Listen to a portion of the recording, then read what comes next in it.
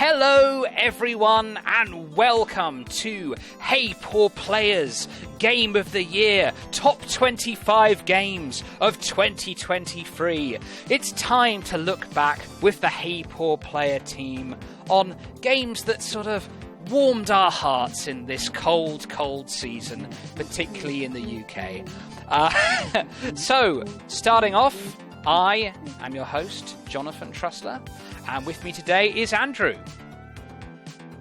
How's it going on? We have Heather. Hello. We have Other John. Hello. We have Corey. Konnichiwa, what's up? Pernell of the Rhythm and Pixels podcast. Also, hello. And finally, last but certainly not least, we have Benny. Where it's obviously not cold here in the United States. Also, spoilers, the best game of the year was Blaster Master 03 Voice Edition. Fight me on it. No, That's you why it's spoiled the there. whole thing, Benny! You've ruined the whole podcast. There's no point us being here now. We must all leave. Well, that's it. Podcast over. Okay. I love you all, and I've missed you. Masterpiece. Thank you, viewers. But seriously, though, let us get right on to number 25. It is Astrea, Six-Sided Oracles, and this was inducted by Josh. Does anyone have any thoughts on Astrea? I just want him to justify the fact that I purchased it willy-nilly because it looks really cool and I like dice chuckers, so... Josh has a way of worming people into these things. You weren't so fond of it then, Pernell. No. I haven't gotten a chance to try it, but I bought it because I wanted to support it, and I want the dice chuckers, so let me know I didn't waste my money.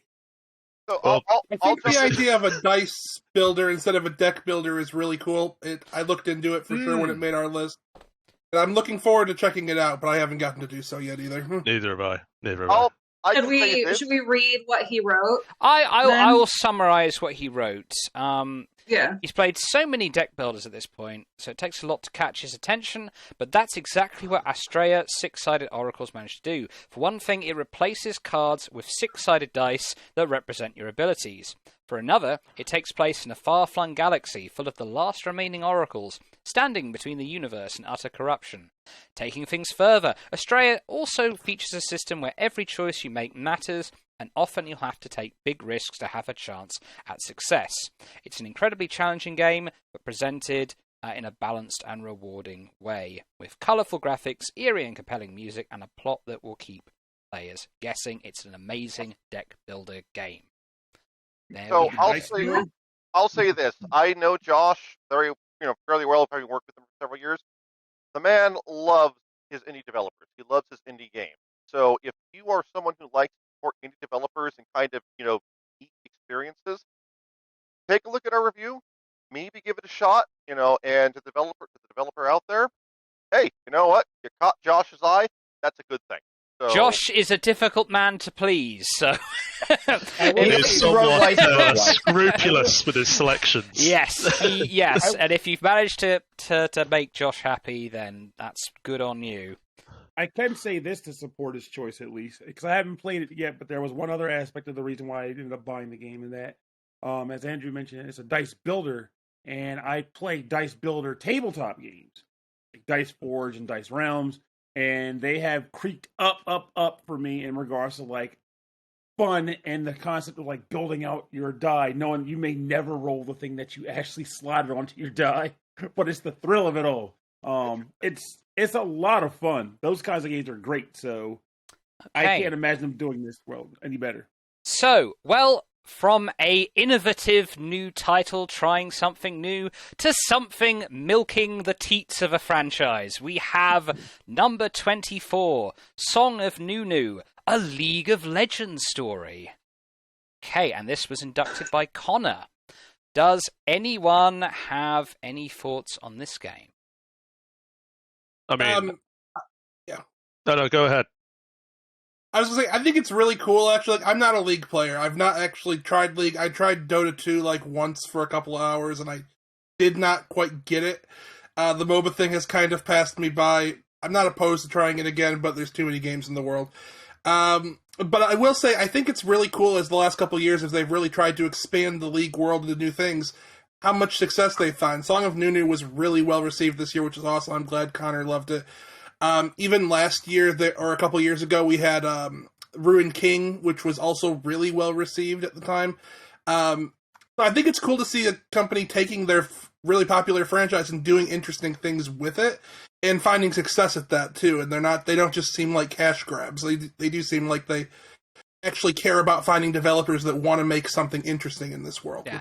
Cool. Sorry for my joke about milking the teats there. I'm struggling to find segues here. I mean, John knows, you know. It's all good. I want to build off what It's a burden. It's a burden. Well, with great power comes great responsibility, and I will try and At least I know I don't need to censor myself now. Yeah. You've had some good ones. You've had some not so good ones. But the point is, we still appreciate it. Well, You're trying. Thank you for pointing that out, Corey. I just wanted to say I've been reading his little entry here, and what I think is very interesting.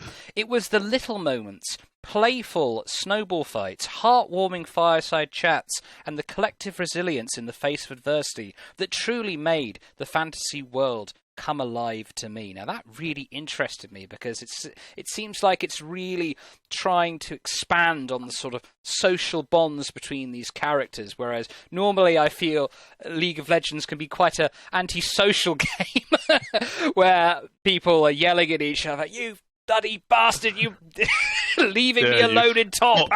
You'll learn some new swear words from games like that. Oh, yes. League of Legends is a game I'm absolutely terrified to play because I just feel like it's like not because of like the element of, you know, people being horrendous like human beings. I just feel that like it would scratch an itch that I do not want to be itched. You have a bit of a... People walk down these holes and never come back out. Yeah, you do, and I'm okay. I'm okay here. Their KDA band, like they do their little music bands. KDA was already addictive enough for me. I'm like, okay, I don't think I can tiptoe into this. I got drawn in by Toho lore. Like, they actually had Toho stuff sitting in their equipment list. I'm like, what the hell is this doing here? And then I started eating the lore, even though I didn't have the internet connection to play the game. It's kind of building off Andrew's thing. I love that they are branching off from their main thing now. MOBAs are great. I'm glad that they had their time, but they weren't for me when I didn't have the internet connection to support it and just didn't really have the hardware either. I love some of the lore that they have in League of Legends, but I'm glad that now we can go past the MOBA roots, and if we want to enjoy the lore in video game format, this is another great way to do it. If anything, it's kind of baffling that other companies haven't done this sooner. Yeah. I just think it's a matter of time. If there's money to be made, you know, by milking a franchise, it's like Overwatch, right? You know, they were going to do the whole single player thing, and then they canned it because Microsoft did the acquisition, and they wanted to make everything nice and lean so the acquisition could go through. But I imagine that project will probably be resurrected at some point in the future. Okay. Well, I had the perfect segue a little while ago. When John. So did I actually. Yeah. With having the perfect segue. Here's a game for you. Imagine it is. You forgot it. No, I remember it. I just have to insert it in a very contrived way. So, John, since you were speaking about deep holes that you may never escape from, we go to number 23, Amnesia, the Bunker. And I wish I could have amnesia for that segue. I'm not a child. Brilliant. That was good. Okay, and this was inducted by me. Now, Amnesia, the Bunker. You are a French soldier who's been trapped in this bunker. It's a cave-in, and it's all dark, but all your comrades are gone. But there's a mysterious thing lurking in the walls, rumbling, and as soon as the lights flicker out, the generator goes down, the beast stalks you. And I mean, this is just, I think, probably one of the best horror games of all time. Okay, John, sell me on this game, because I'm a horror game fanatic. I will sell you on it. Now, the thing that's amazing... Silent Hill 2. The thing that's... Different vibes, I would say. Different vibes, yeah. It's definitely scarier. Yes, I will say absolutely. that. Is it tenser? Like, are we talking jump scares? Or... Yes. Okay. No, it's every type of fear. it has good. jump scares, it has ambient scares, it has a sense of creeping unease, it has it all. So, does it have a good sense of 3D audio? I'm curious about that, because I know that they're very good with their audio. It's got that too. So good. You sort of have like a hub, right? There's this tiny area where you can save your game, you can fill the generator with more fuel, with fuel you find.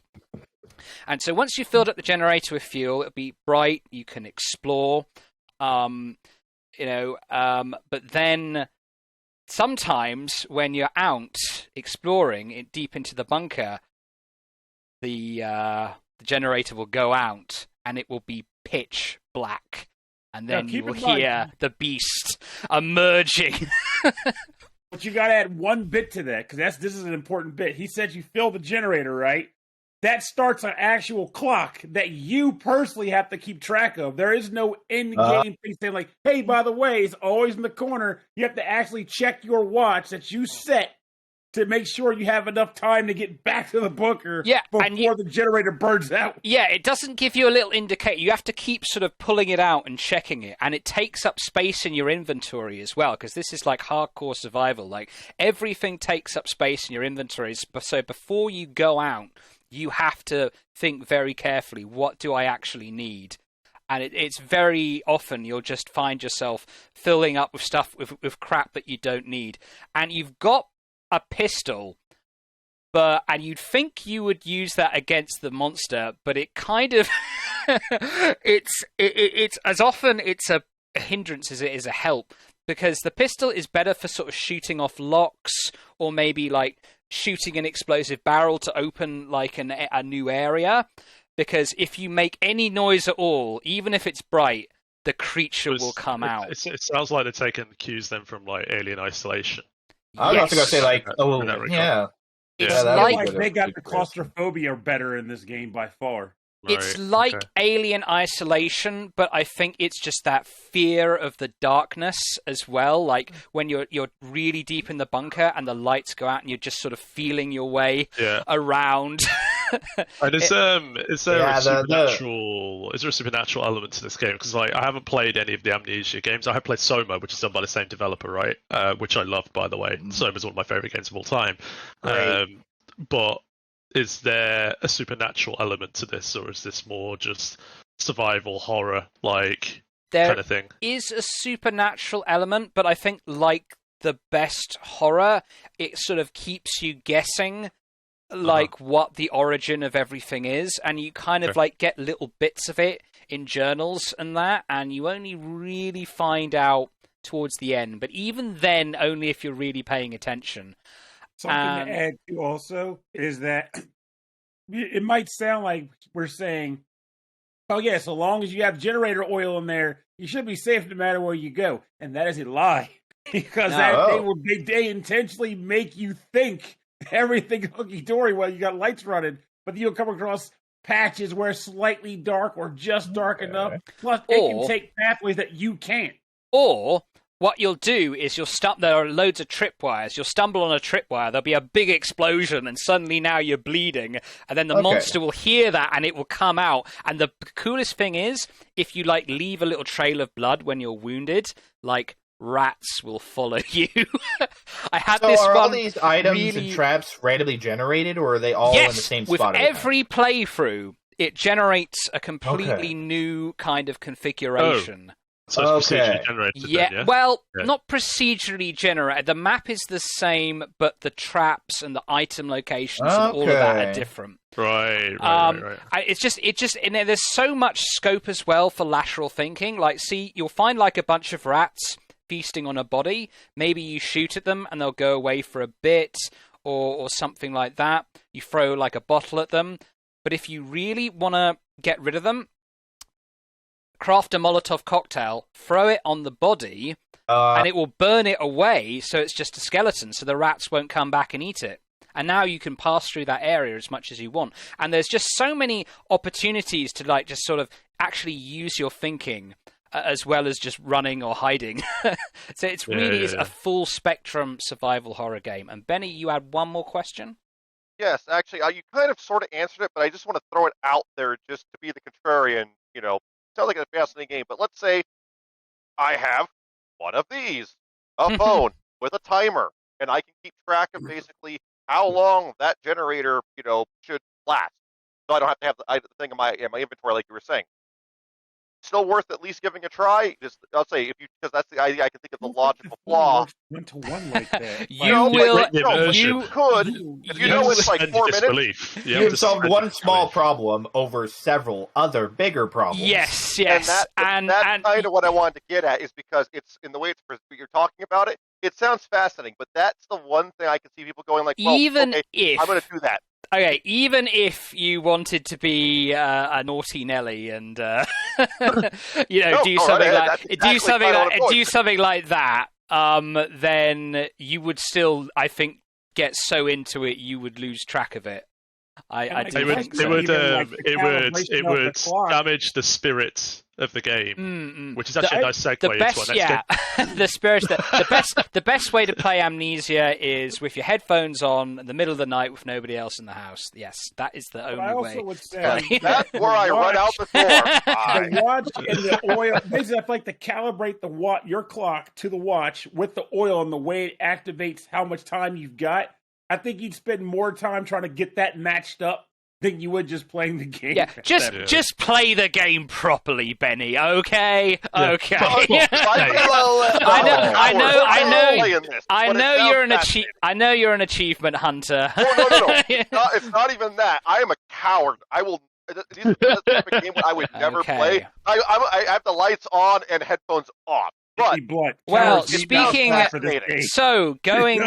Going from the darkness of a bunker to an even deeper darkness, we have number 22.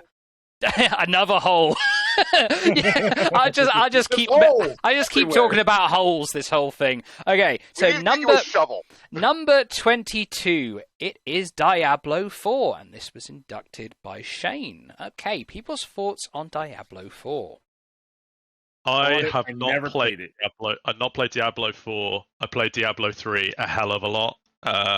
Really enjoyed Diablo 3. I think I'm more qualified to talk about like the controversy of Diablo 4 than I am the actual game itself, given that I've not played it. But I think that one of the things that like people really didn't like about Diablo 4 was it felt like fully fleshed out in terms of story and narrative.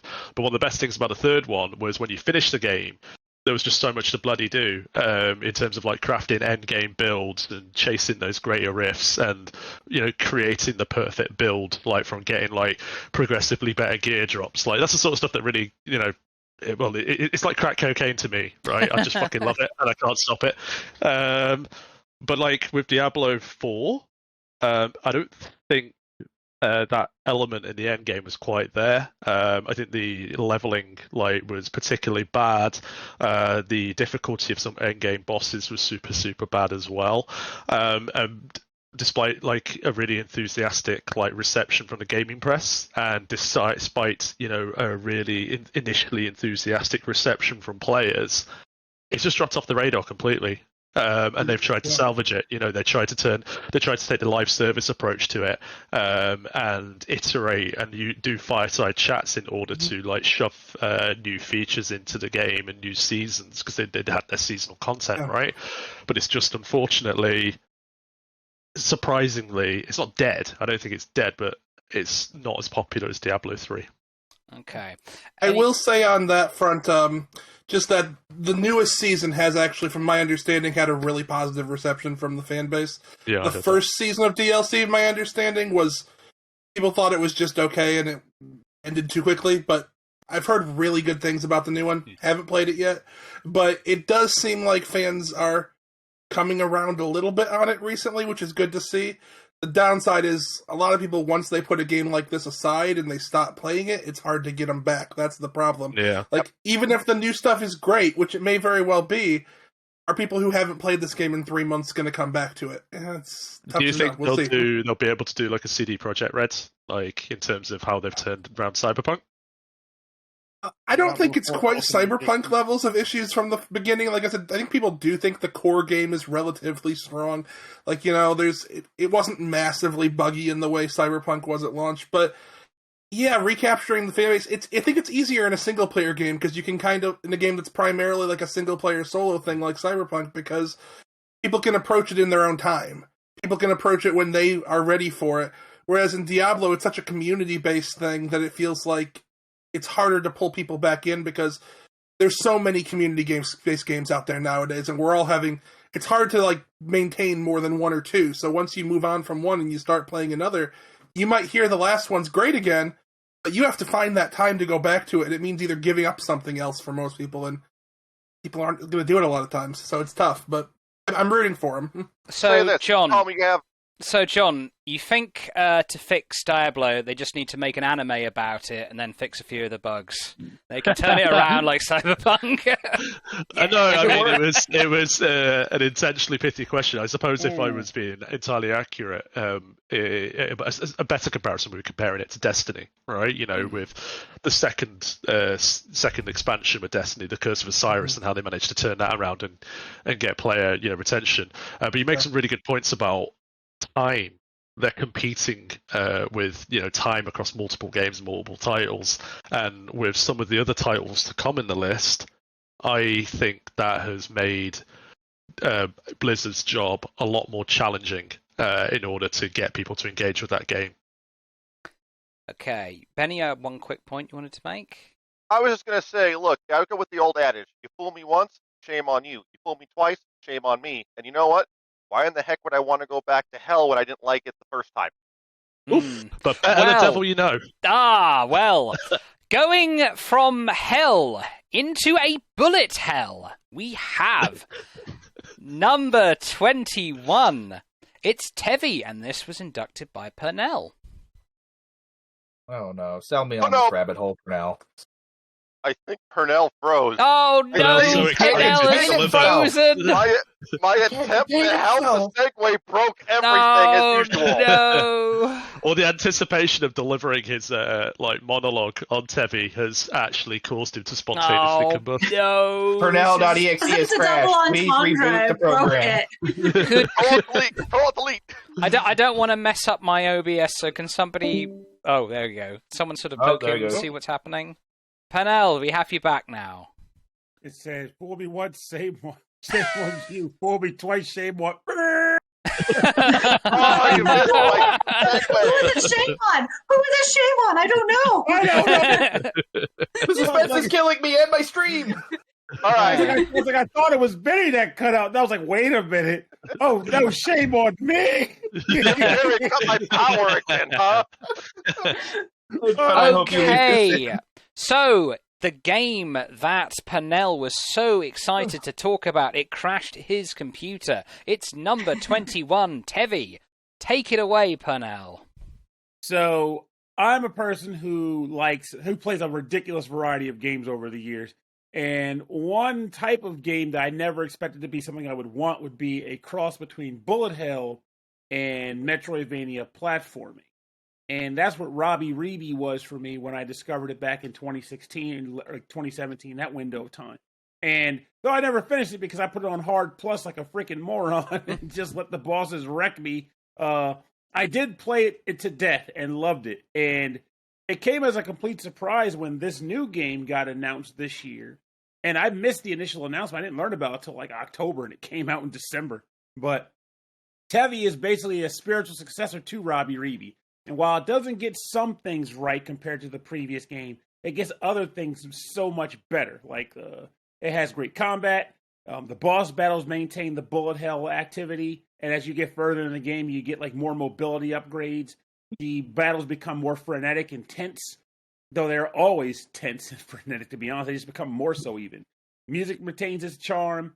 The only downsides I really came across with it was the fact that there's more gatekeeping than usual with some of the abilities as you progress because they wanted to put a primary focus on the narrative of the game, resulting in them having to keep you going down a specific trajectory so that they could, expose that or expound on that. So, but thankfully, the game still holds up. It's still a lot of fun. If you compare the two games, you'll have variations where some people will prefer one over the other. But at the end of the day, you can't go wrong with the combat, boss battles, and intense customization you get access to as you progress through the game and get more sigils and EP to equip them with. So I feel as though this game absolutely deserves a spot on the list because somehow there's very few games that do this. Like what Tevi and maybe that one Xbox Live Arcade game called Outland from eons ago. But yeah, it's a very rare genre of game, and I always look forward to playing such things. So I think more people should give Tevi a try. I'll say it sounds really interesting. I have Rubby Ribby, and I haven't been able to play it yet. But it reminds me of the way you're describing of another game, which maybe you want to check out, called Toho Luna Nights, which has the same sort of idea. And I'll say I played that a couple of years ago, Luna Nights, and that was a fantastic experience. So the idea of marrying a platform and a bullet hell, it sounds really weird because you're just going in your head, how in the hell am I supposed to go ahead and dodge bullets while trying to platform and fight bosses? But if it's done well, it can be a fantastic experience. What levels of bullet hell are we talking about? Are we talking like super, like you have like a pixel's width to escape, or are we talking it's more lenient? Both. Oh. It's both. It depends on how far you get and what difficulty you select. But yes, it's both. And Benny is pretty much on beat with that because that's how I came at this too. I was like, how is this supposed to work? You're supposed to have all the entire range of motion, but in reality, it's just like you have enough. Put it to use. With any good kind of game in this sort of idea, your movement, which you'll learn, and the game, if good games should teach you as you go along through each level, but also the abilities you get, like if you will be used in certain boss fights in certain ways. And if I'm off point, definitely correct, Cordell, but that's kind of sounds like what they're going for. It's like, we're going to layer this on. We're going to sort of basically, you have to use each new ability to even get through certain bosses. Mm-hmm. And if you kind of just stick with that and learn it, you can beat this game. You can master. I'll say I want to see you master it, but yeah, you're dead on because like when you start getting things like air dashes and stuff, yeah, you need air dashes to cut through curtains of bullets. So yes, you're pretty accurate. So sounds like an interesting game. Okay, yes. So it's something a bit different. Tevi, give it a go. So from the fires of the bullet hell to the frozen north of Canada, we have number 20. It's Vember, and this was inducted by James. I believe you had some comments on Vember.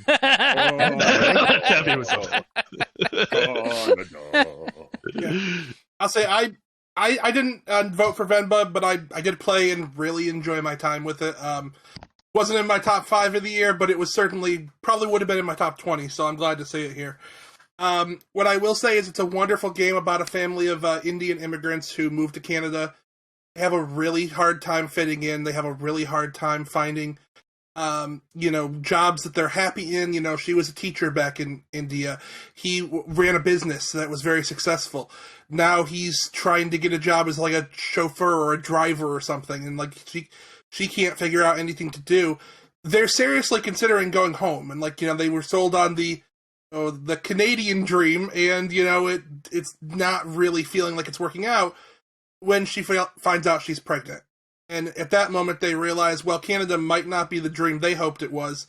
They know there's going to be more opportunities for their child there than there will be in India, so they make the decision to stay. It's a visual novel. It's not terribly long. You can probably finish it in about 3 or 4 hours.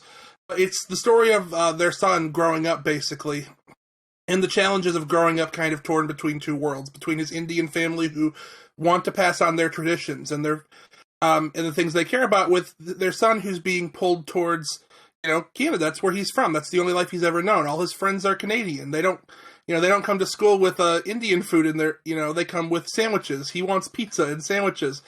The biggest interesting part about the game is it's told primarily through their food. That's the gameplay of it. I mean, it's kind of a visual novel, but you do cook in the game. The cooking's mostly relatively simple. It's a matter of figuring out what order to put the things in the pot, that sort of thing.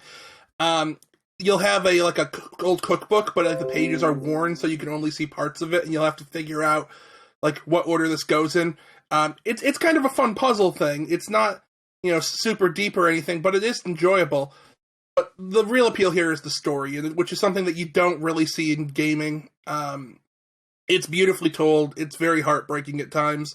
It's also very uplifting and fun at times as well. Wonderful characters, very well written. Like I said, it's not a long experience. It's on Xbox Game Pass. If you have an Xbox, it's a great place to check it out. It won't take you long, and I think it's worth doing so for sure. You had me at the words visual novel, because to be honest, these types of stories are kind of what visual novels thrive in. I was going to ask you originally, Absolutely. Is this a kinetic novel? But you basically kind of answered my question with a bit of a no, because there is a gameplay element of bringing in the cooking. So I'll say it's on Game Pass. That I was not aware of this one. I'll definitely check it out. But no, this type of idea of like basically, hey, we're literally trying to explain someone's life, that idea of integrating their own culture into the culture where they were born, and coming from a bit of a mixed household where I have separated parents, and honestly, I've been between both households, from one that was non-Hispanic to one that was, and not speaking a lick of Spanish and having to try and learn certain cultural customs, etc. I can empathize with this kind of a lot. So this sounds actually absolutely, pardon me, freaking fantastic, and this is going on my Game Pass thing. It's done with.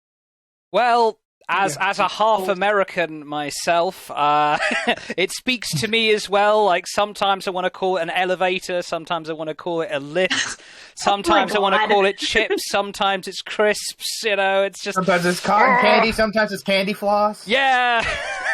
What? Okay, but how do you make your tea? How do I make my here's the... I don't actually drink. I'm interested. I'm interested. How do you make it? I don't drink tea. John. I don't drink tea. Don't fucking drink tea. I know. This is the problem, you see. I'm a... Too much American. We all voted in 2016 to get you lot out. Why are you still here? You did, didn't you? Tea drinking scoundrel. Well, maybe I better look at this visual novel then, because it might speak to the prejudices I face on a daily basis with people like John. On the podcast, evidently. I was expecting to not hear the words electric kettle, and now it's not tea? Really? I was like, micro wall. No, man. So, hang on. Let's another 10 seconds. To you. So if you don't drink tea, what do you drink? I have a Red Bull instead, just easier, perks me up. I have a soda instead, dude, It's a lot easier on me. Well, at least you call it soda. I'll give What's you happening that. over Hell there? yeah. Have we been discommunicated from the UK? I mean, what happened here? I don't know. Well, anyway... Let's ponder the philosophy of that. I have a mix of cultural influences, but one thing... do you do soda and biscuits?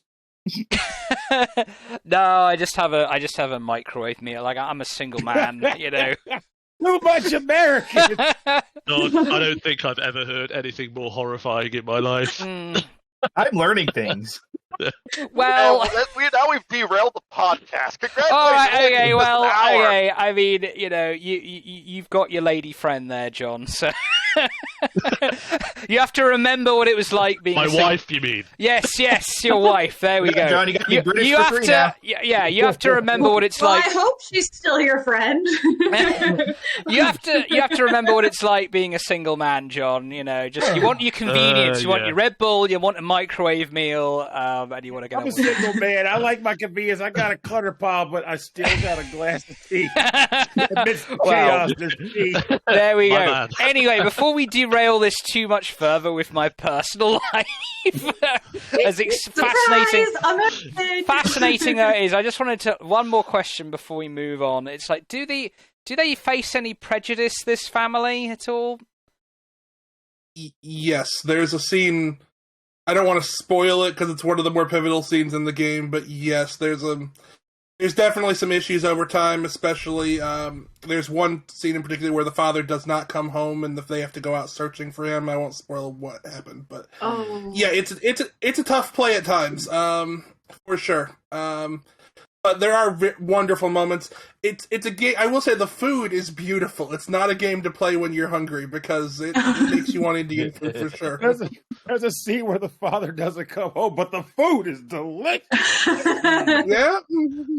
Well, yeah, it's just like I can't really imagine a Canadian racist just be like, oh, I'm terribly sorry, but I just don't like your type. I'm really sorry about that, Flappy head and everything. Flappy head and everything. Trust me. I'll just say, it's just a reminder that there are assholes everywhere. That Well, is a fact. yes, Amen. well, humanity everywhere has their flaws, but perhaps it would be better if we lived in a world with no humans at all. And moving on to number 19, Talos Principle 2, and this was inducted by Corey. Tell us about it, Corey. So I will admit the first Talos Principle 2 was really resonating because it was something that tried to be, I don't want to say pretentious, but it tries to ask questions that people probably don't want to bother asking. Just wonder why. Philosophical stuff. And I thought that was a fantastic edge to put to a game. There was very, very wide answers and interesting conversations, and Talos Principle 2, it just refines it. Refines it as much as it can. The puzzle solving aspect is just one half to its storytelling. It's not much there, but it doesn't have to be because it gets its point across quick. It doesn't waste your time too much with anything that you don't want to deal with. If you want to go seek out conversations about philosophy, you can go wander around an entire city to go do so with, and you can start actually, putting some thought into things you may not have thought about before. And I will say that it was weird getting used to actually having a cast of robots because the entirety of humanity is gone now. They're dead, all of them. So why not let robots take the reign for a little bit? And I thought this was going to be really jarring, seeing that the first game only had really 2 people that you ever communicated with, but this went out well. It went out very well, adding more people because it added so many new perspectives. Then you get to the puzzling aspect. The puzzling aspect is absolutely fantastic. We do not have enough 3D puzzle platforming games these days. I feel like it's a genre that is pretty dried up. Not dead, but dried up. And this was a very big breath of fresh air, especially considering how gorgeous the environments are. You get into the puzzling aspect of it, and it's very well divided up into, about 12 puzzles per area, and there's like 12 areas in total, and extra puzzles after that. You have plenty to play with, and learning all of this is just a little bit of the old, but a whole lot of new stuff. And the way that they ease that into the puzzle solving process is so damn smooth. It is buttery smooth learning how to use these and incorporate them into solving puzzles. It never feels like it overwhelms the player. Puzzles, are they like physics-based puzzles or like more like... To a degree. You will be using a lot of different things, like they have little wind turbines that propel you places. You will be using stuff like that to your advantage, tossing things up to higher ledges and sometimes even taking the fan with you. And that is kind of... It never does anything that's kind of wonky, kind of like I feel like you have to kind of jerry-rig a solution. Everything with its physics goes where it needs to. There might be a couple discrepancies here and there, but for all intents and purposes, usually when you have to put a box in a certain location, you don't have to sit there and aim it with this jury-rig method. It is put it here, it go here. You don't have to fuss and fiddle with everything. Yeah. I'm only in the 3rd area so far. I haven't beaten the game yet, but I'm really enjoying it as well, and I will say I think the progression of the puzzles is really nice. Like, it starts off pretty easy. They add more elements in as you go, obviously. But I think, like, at least so far from where I'm at, they strike the right balance between pushing you and making you really think. I don't think most of them, at least to where I'm at, are going to like leave players in like a puddle on the floor and able to figure out what they're doing. No one's going to feel like they have to throw this game away and never touch it again. Like, even when you can't figure it out, you're in your mind, you're like, I'm right there. I'm close. I can put this together. And how much do they hold your hand? How much do they hold your hand through it? Let's just say, like, I'm a chimpanzee and I don't really know what I'm doing in puzzle games, and I'm like, is there a sliding scale of difficulty in that regard? Can you adjust that, or is it one linear kind of, curve of difficulty that gradually increases, like depending on how much you play the game. It depends on how you learn. And there is a degree that they allow you to cheat. They have, for example, if there's just one puzzle in an area you can't do, they have like these wild card puzzles that you could do instead that give you a little bit of option in case there's just one in there you aren't getting. And they also give you a power up that if you solve puzzles in the kind of hub areas where the puzzles are located inside of, they have these little mini puzzles around the area that if you can solve for power ups that let you basically skip one. Oh, so it has leniency built in by default if the learning curve is not meshing well for one area. And really add to wish list. And Yeah. But it's like that's actually the way you've just described. That's actually a really novel way of like bypassing like difficult challenges in puzzle making. You just do like slightly easier puzzles to make it. Puzzle Junior. And let me tell you, it really shows how good of a game it is while I had COVID, I was doing all of these puzzles and making guides for them. We have guides for all 12 areas. I did that while I was sick. I still was able to feel that buttery smooth, gradual curve of drip feeding you new stuff. I only got stumped on 3 puzzles during my first run. While your sinuses were also dripping. Well, the more Corey says buttery smooth, the more it makes me hungry. And when you get hungry, it makes me think of our next game, number 18, Pizza Tower. And this was inducted by Pernell. I feel like a world where Pizza Tower is not on a top list of 2023 is a world that should not exist. Pizza Tower is a game that nobody expected, and honestly, I'm not sure anybody wanted at first glance until they actually got their hands on it, and then you quickly come to realize that you are playing one special masterpiece of a game. The best way to describe this is as if someone said, I really miss Wario Land. What the hell, Nintendo? Bring Wario Land back. You know what, Tom? Screw this. I got blackjack, I got hookers, and I can code. I'll just make my own freaking version of the game. And then they went the extra mile and made it better than Wario Land is.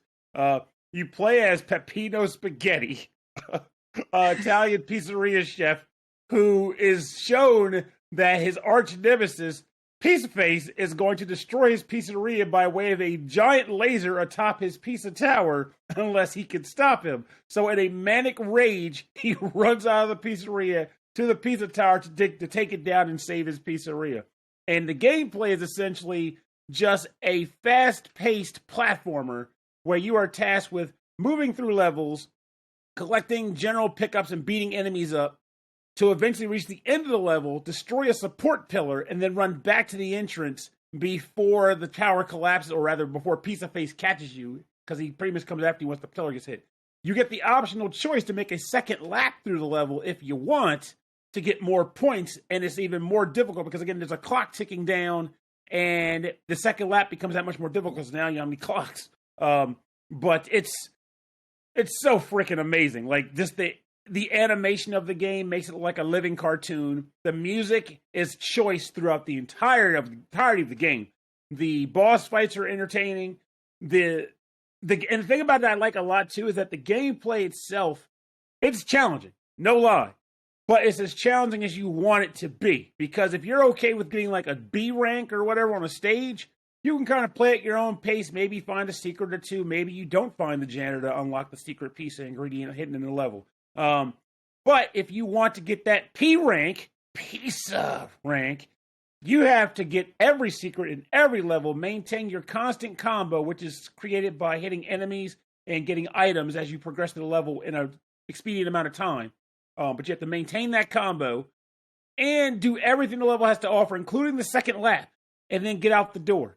And you'll like the game so much that even if you don't necessarily get those P ranks, because the game might be a point where it hits your ceiling of difficulty, it's not going to stop you from trying, because it is that kind of game. And I will also say the speed that it reaches could make Sonic the Hedgehog blush. It's ridiculous. It gets very fast. I love the game so much. It's a game that a good friend of mine, he's a major Wario fan. And when he saw this game, he absolutely wanted to play. And the sad part is, he only has a Switch. He does not have a gaming that can handle it. So he's literally been like watching the sidelines. So devs, if you're watching, I know we're still working on stuff for the game, but there is an audience out there on other platforms, especially Switch, who want to really play this game. But I'll say, if I can give a bit of a shout out, how I learned about this game was from a YouTuber named Bubbles McBumbles. In depth, other than my friend, they did a review of this, and I watched the entire. I think it's like 45 minutes to an hour review of breakdown of this game. I'm gonna tell you this right now. This game is absolutely fascinating just to watch in motion. If you're look up some reviews, but if you're on the fence, just watch some of the playthroughs of it, and then just marvel at literally the amount of animation and love put into almost every detail of this thing. It is ridiculous, and devs absolutely should be proud of themselves of the work that they've done, no matter what. I mean, it's rare to honestly see a game that has this much love and attention put into a concept that, kind of like Carl said, who would want something like this? And then you see it and you go, I want to play this game just because somebody loved it that much, put that much effort into it. Well, like that's the best way I could put it. Well, and then once you play it, you're like, I apparently wanted this. I just didn't know it. So, going from a game, an indie game with lots of love and passion put into it, to something to back to milking the teats again, milking the teats in space. It's back Skyrim in space teats. It's Skyrim in space. It's number 17, Starfield, and this was inducted by Andrew. Sometimes at this point on Starfield, a lot of the time I feel like I'm out here on an island, or maybe on a planet far off, or maybe maybe I'm out on an asteroid or something, right? Some lone planet away from everyone. Because, look, Bethesda games, I've had real mixed receptions to over the years. Fallout 3 is one of my favorite games of all time. I literally have never been more addicted to a game in my life than Fallout 3. I played 60 hours of it in 3 days. Which means, you know how many hours that leaves. No game has ever pulled me in as fully as Fallout 3. Since Fallout 3, no Bethesda game has really fully pulled me in. I mean, really, we're talking Skyrim. I wasn't a big Skyrim fan compared to most people. I liked it. I didn't love it. I probably only played 30 hours of it in total. I never beat it. It just didn't... I don't know. I like fantasy stuff. It never pulled me in. Starfield pulled me in from the very first, area. I feel like a lot of the criticism that's come Starfield's way is people looking for it to be something that it was never going to be, and that it wasn't trying to be. People wanted a space exploration game. This isn't a space exploration game. It's a Bethesda game, and for better and for worse. And I feel like a lot of people who've played maybe hundreds of hours of Skyrim, who played hundreds of hours of those, feel like they had enough of that, basically, and were ready and wanted something entirely new. This is not something entirely new. I do, however, feel like it is an amazing refinement of their formula. I think so many things about this game are just incredibly well done. It's by far the best combat you've ever had in a Bethesda game. Usually combat's their weakness. The gunplay here is fantastic, actually. It feels as good as most of the shooters on the market, which, while still mixing in RPG elements. Some of the main content, the story and the main side quests have wonderful stories, wonderful characters. Check out, there's a level early on where you're, basically trapped on a planet with, this insane alien that's, killed the entire crew of this spaceship. You feel like you're in the movie Alien, basically. It's incredible. There's a whole sequence that's about, the history of, the history of the main army group. There's this whole storyline. You go through this museum. It's incredible. Some of the late areas, there's an area that has to do with how humanity left Earth and went to the stars for good, which was stunning to me. It dropped my jaw. I played probably 85, 90 hours of this game in about a week and a half. I had to get it through it for review. And honestly, the whole time I was completely transfixed. No, the space, some of the criticisms people have had are not wrong. Flying around in space is kind of pointless beyond, in the very near the planets. Although I will say, I think the spaceships control really well, and the space combat is a lot of fun, actually. I think, but no, if you wanted to just fly off in one direction in space and see what you see, this is not the game for you. But if you still love the Bethesda-style games but wanted a new take on it, a new world, that they refined the formula in a lot of ways, I think it hits in almost every way. It was my favorite game of this year, and what I think is what's the best, one of the best years we've had in games in a long time. I think my issue with Starfield, and I've not actually played it, so Sure. I probably should play it before I pass any criticism, is that it's the marketing. It was sold as this like enormous space odyssey and journey. You know, you're able to go and visit all these planets and really like take them in.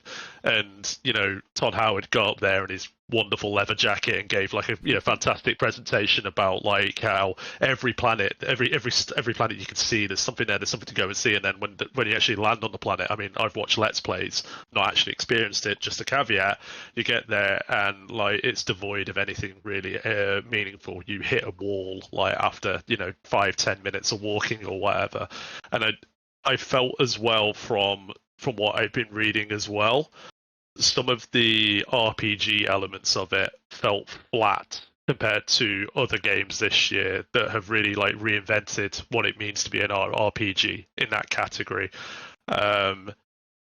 So I just felt like with Starfield, when I look at it, when I see the gameplay, it feels like it's a game from several years ago as opposed to a game from 2023, if that makes sense. You know, to me, I mean, I still need to play it, right? So I'm probably full of shit, but that's just how I felt looking at it. But I don't know if anyone else has a take on that.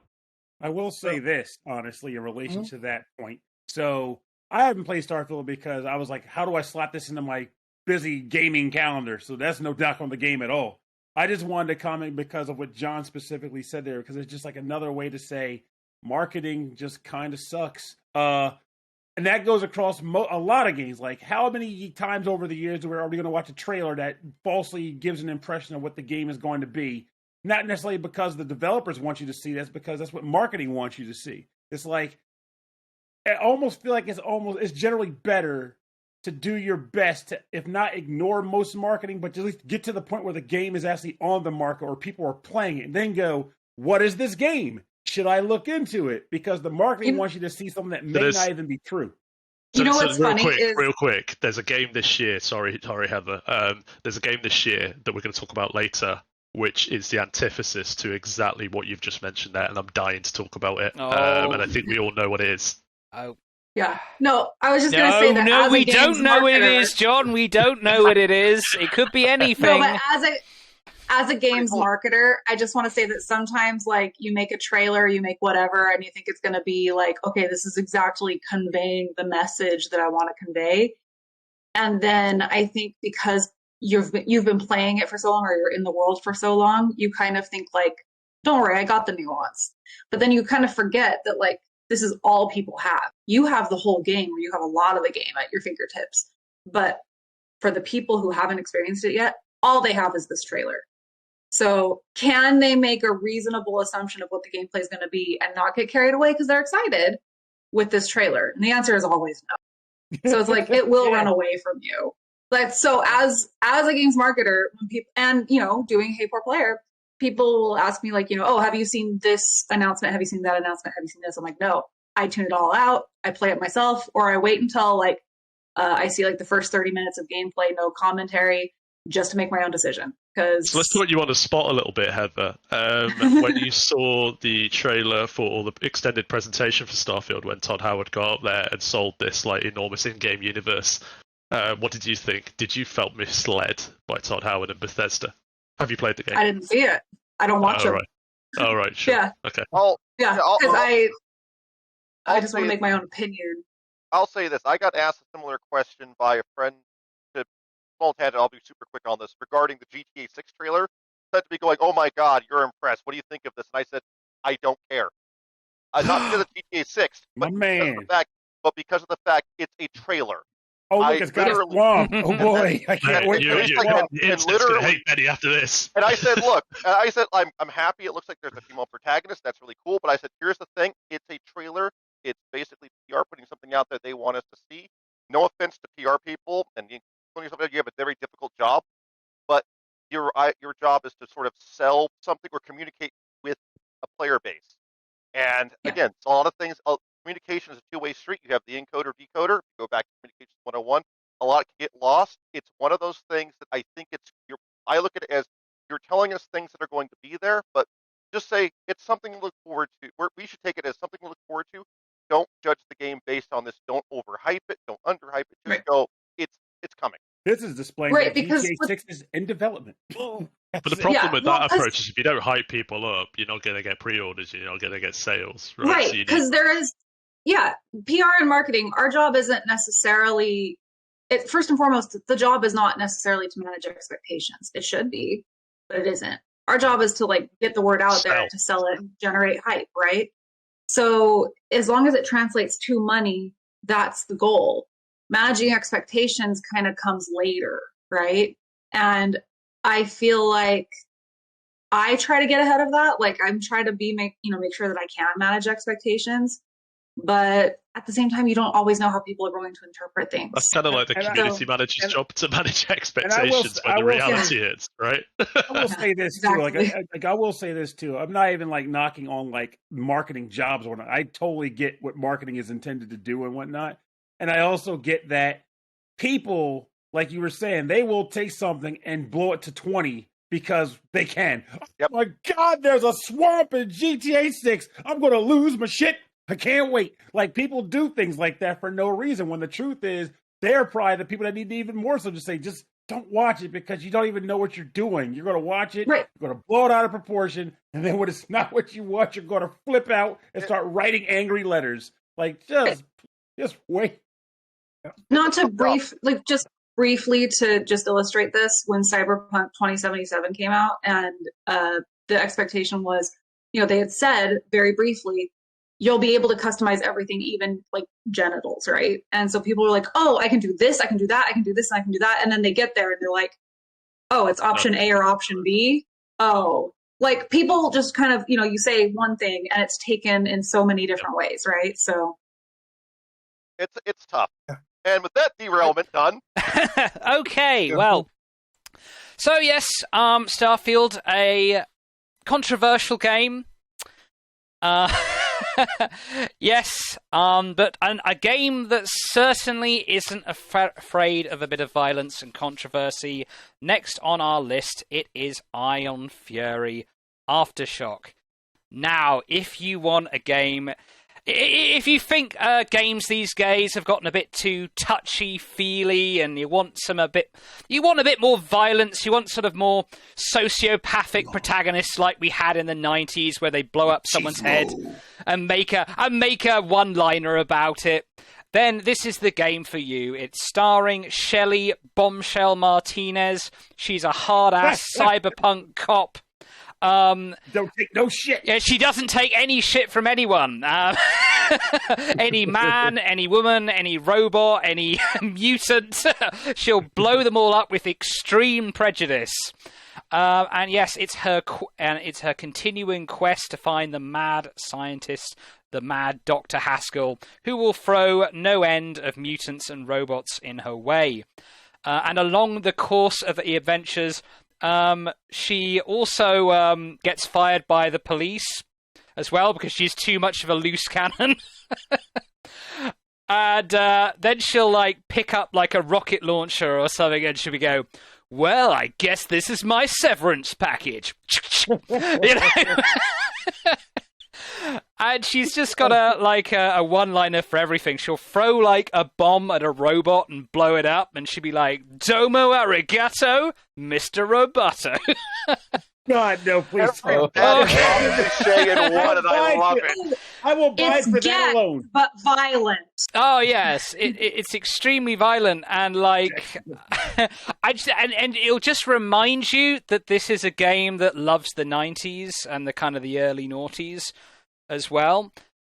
She'll blow up a robot, and she'll be like, "Le Putin machine," which is a Deus Ex reference when you enter the kind of the code, and then you just blow up.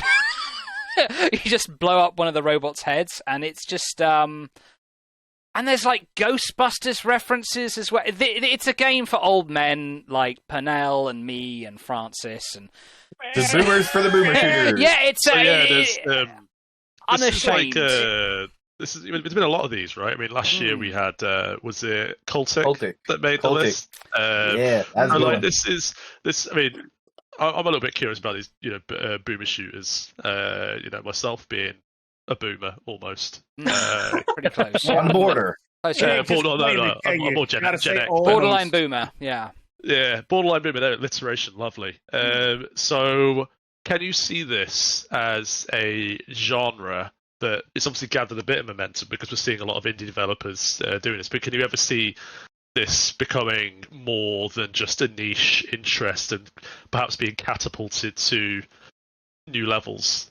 I feel like we're halfway there already. Yeah, I agree with him. We have seen some damn good boomer shooters coming out lately. I mean, Nightmare Reaper, Turbo Overkill, which we'll be going over later. I think we have I think Ion Fury. We've been having a lot of really good ones coming out to the point that I feel like it could go mainstream if we. But that's push what it. I mean. Like, you mean like what I'm thinking is like the boomer shooter that like. Not just we're having these like halfway there, these ones like every year coming up, but I mean the one that's where you, literally everyone's fucking played it, right? And it's like you talk to someone and it's like, have you played X? Have you played this game? Are we close to that yet, or is it still operating well within this like established but very healthy niche? I would say we're halfway there because it's like I think like just every month I will see more and more boomer shooters and stuff on Steam. And the thing is, you also have streamers and stuff talking about them too a lot more often. I'm seeing a lot more streamers talking about them, YouTubers talking about them. Hell, some of them I find from YouTubers and streamers that wind up being underrated gems that afterward just skyrocket. And I think that because of this repeating catch-22 of exposure, I think it's just going to keep growing more and more to the point that there's going to be basic streamers asking, hey, have you played this boomer shooter that is now in the mainstream? I don't think we're far. What do you think it would take to get it mainstream? I think Borderline Boomer Davies, the game. And I feel there's a lot of crossover as well between boomer shooters and like arena shooters. Like Shadow Warrior 3 and whatnot. Where the focus is just like constantly moving around and shooting and grabbing power-ups and stuff, instead of like just kind of hunkering down and just hugging the wall to regain your energy. Gears of War-ish is very different from the run and gun of like Doom. Yeah. So, they're very different. But getting back to the game a bit here, Iron Fury Aftershock is very much like takes its influence from Duke Nukem 3D. And it's kind of all about just exploring the levels and blowing up walls to find these little hidden secrets. And usually it's a 80s, 90s kind of movie reference. And like there's one where she'll kind of go into this secret area where there's like a mutant who's sort of smooth, kind of like a Ken doll. And she'll just say, "This man has no dick," which is obviously a Ghostbusters reference. Where Bill Murray is talking about someone he doesn't like very much. And so it's like not only are you sort of uncovering these sort of secrets, but you're also uncovering all these pop culture references as well. Oh yeah, and there's a Blade Runner one as well. Like she goes like Tears in Rain. And I feel to me, it's like I think this is what's missing from a lot of modern shooters. It's just a sense of humor, having fun with it. Yeah, a sense of humor and just kind of like being able to read. And the thing I love about these levels is they feel lived in. You'll find like a shopping mall which you have to kind of get through to find this jet bike that's on display. But you'll find like there's a little shop for a food store, like a restaurant, everything else. This doesn't just feel like a place full of waist-high cover. This feels like a place that people actually lived in before loads of mutants and monsters and all kinds of stuff took it over. And it's just such a... Oh, and like, there's also the jetpack bike racing game as well. It feels like playing Wipeout on steroids. And yeah, and it's like what you're doing is you're just kind of racing on at like 100 miles an hour, and it'll just add a little sort of timer to it. It just randomly, it's like, oh, okay, it's a time attack mode now. Fuck! And you'll be jumping like hundreds of feet, like across these ramps and stuff to like other buildings, and it's just crazy. It's just high speed, fast paced. And then when you crash your bike, like she inevitably does, she'll just say, and she'll just rip the weapon off the bike, and you'll have it for the rest of the game. And it's just pretty cool. I will say one quick thing to answer John's question before, though I joked about it earlier, is the fact that I feel like with the boomer shooter concept, it totally can catch on. You don't have to be from that era to really like it. It's more so which of the ones you gravitate towards, because you have ones like Ion Fury where they go for like the texture styles that the old games had, and if you can't appreciate that, you might be like, I don't know if I want to deal with that. But then you get games like Shadow Warrior 3 where it has the same flow and feel, but it looks modern, and it hits jokes that you don't have to be from that era to truly get. So I think it's just a matter of who's like the take that's being made to said boomer shooter. I think something like Shadow Warrior 3 is like, you know, we're keeping some of the essence and the flavor, but we're adapting it to a new generation. Iron Fury is just like straight up, nope, this is for old men. Yes, it really is. This is for you old men. Woo! Mm-hmm. I remember playing, like, wow, it really does feel like I'm in like my freaking like high school shop class. Like, yeah, exactly. You feel like this is a naughty game that like you don't want your parents to walk in on. Yeah. Mm-hmm. Anyway, yes, I was hoping Francis would get back from the shop. Yes, our dear editor-in-chief forgot his microphone in the hotel room, so he's running off to buy a new one. Hopefully we'll get him back soon, but I'm afraid we can't delay any longer. So we will go to, and I'll have to quickly think of a segue because I was looking up some of the funny one-liners she made. So also, I have one for you. Oh, okay. So this is a game that made you laugh and enjoy things, correct? Absolutely. This is a game that made me cry. Oh, really? Why is that? So, if the game we're going to talk about next is Super Mario RPG. Hang on! Wait a minute! I do the segues here. Don't do I it just for gave me. it to you. I'm gonna. I'll say this. All right. Want to redo it, or do you want me to? Nah, you know what? You stole one off me when I wasn't paying attention, Benny. I'll let you have it. You're at your weakest, John. You're at your weakness. You took advantage of you. Yeah, you snuck that under my rug. That's fine. Go ahead. I'll give you. I'll do this. I'm gonna make this interesting, but Nintendo Square Enix, you're not gonna appreciate me saying this, but I want to say it's all with love. This fucking game, was something I fucking needed in 2023. Wow. And I apologize for the language, but this game was emotional catharsis for me. I grew up with this being one of my first RPGs ever. It is an amazing game, and when I found out there was a remake during that Nintendo Direct they put kind of in our piece, I thought it was just going to be the port to the SNES Online. And then I saw the transition to the modern graphics and lost my damn mind. And then I get the game in my hands and start playing it. And on one hand, it is a straight remake. I mean, if the game's easier, there's a lot of negatives I could like. The game's easier. It's not a hard game to begin with, and it's almost a one-to-one translation with some new mechanics. But then I got to like literally the Bowser fight, and Yoko Shimomura brought the goddamn Kingdom Hearts violence to the Bowser fight, which is the first boss fight of the game. And just in an aspect, hearing her score being redone and seeing a composer being able to go back almost 20 years later and just show how much they've improved their craft struck me. And then I'm playing this game and I'm seeing even like the original localization lines I grew up with. And I'm just going, in a year that's been absolute crap, being able to go back and relive a happier time. But then I get to the end, and there's one scene, and I've posted it in our podcast chat before, but there's one picture where development team, and I'm sorry, I'm even getting emotional talking about it right now, but literally there's a screen that just says since 1996. The amount of love and time that this team and Art Piazza, you deserve all the credit in the world. And Square Enix and Nintendo, you deserve credit for picking this development team. The amount of love and time and just fun these people had trying to recreate this game for a modern audience, despite all the flaws, that it could have, not enough new content, etc. It shows, and this is how, if you're going to do a remake or homage something, you do that. Because since 1996, based on the work of the original development staff, and when I got that screen the first time, I broke down crying. I'm not going to lie.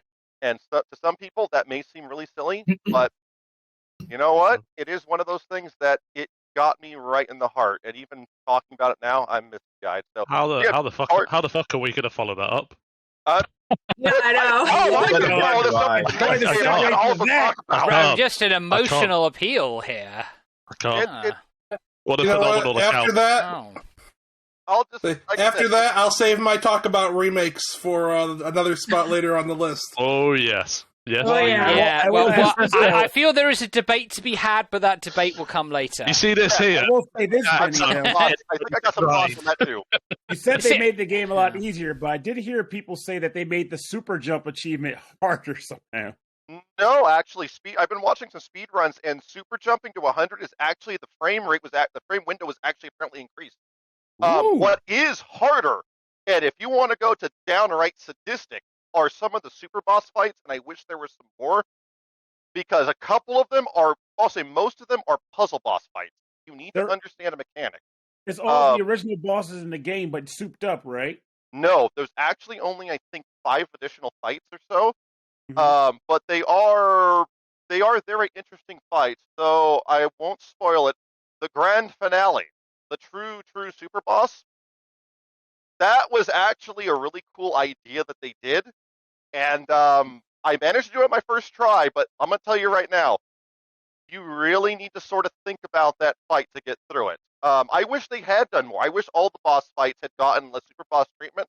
And I wish, honestly, the final boss had gotten a second round, because they could have done so much with this. But even then, I recommended this game to a good friend of mine. Her daughter watches her play RPGs and wants to learn one. This is a great game for, if you have kids, you want them to learn an RPG.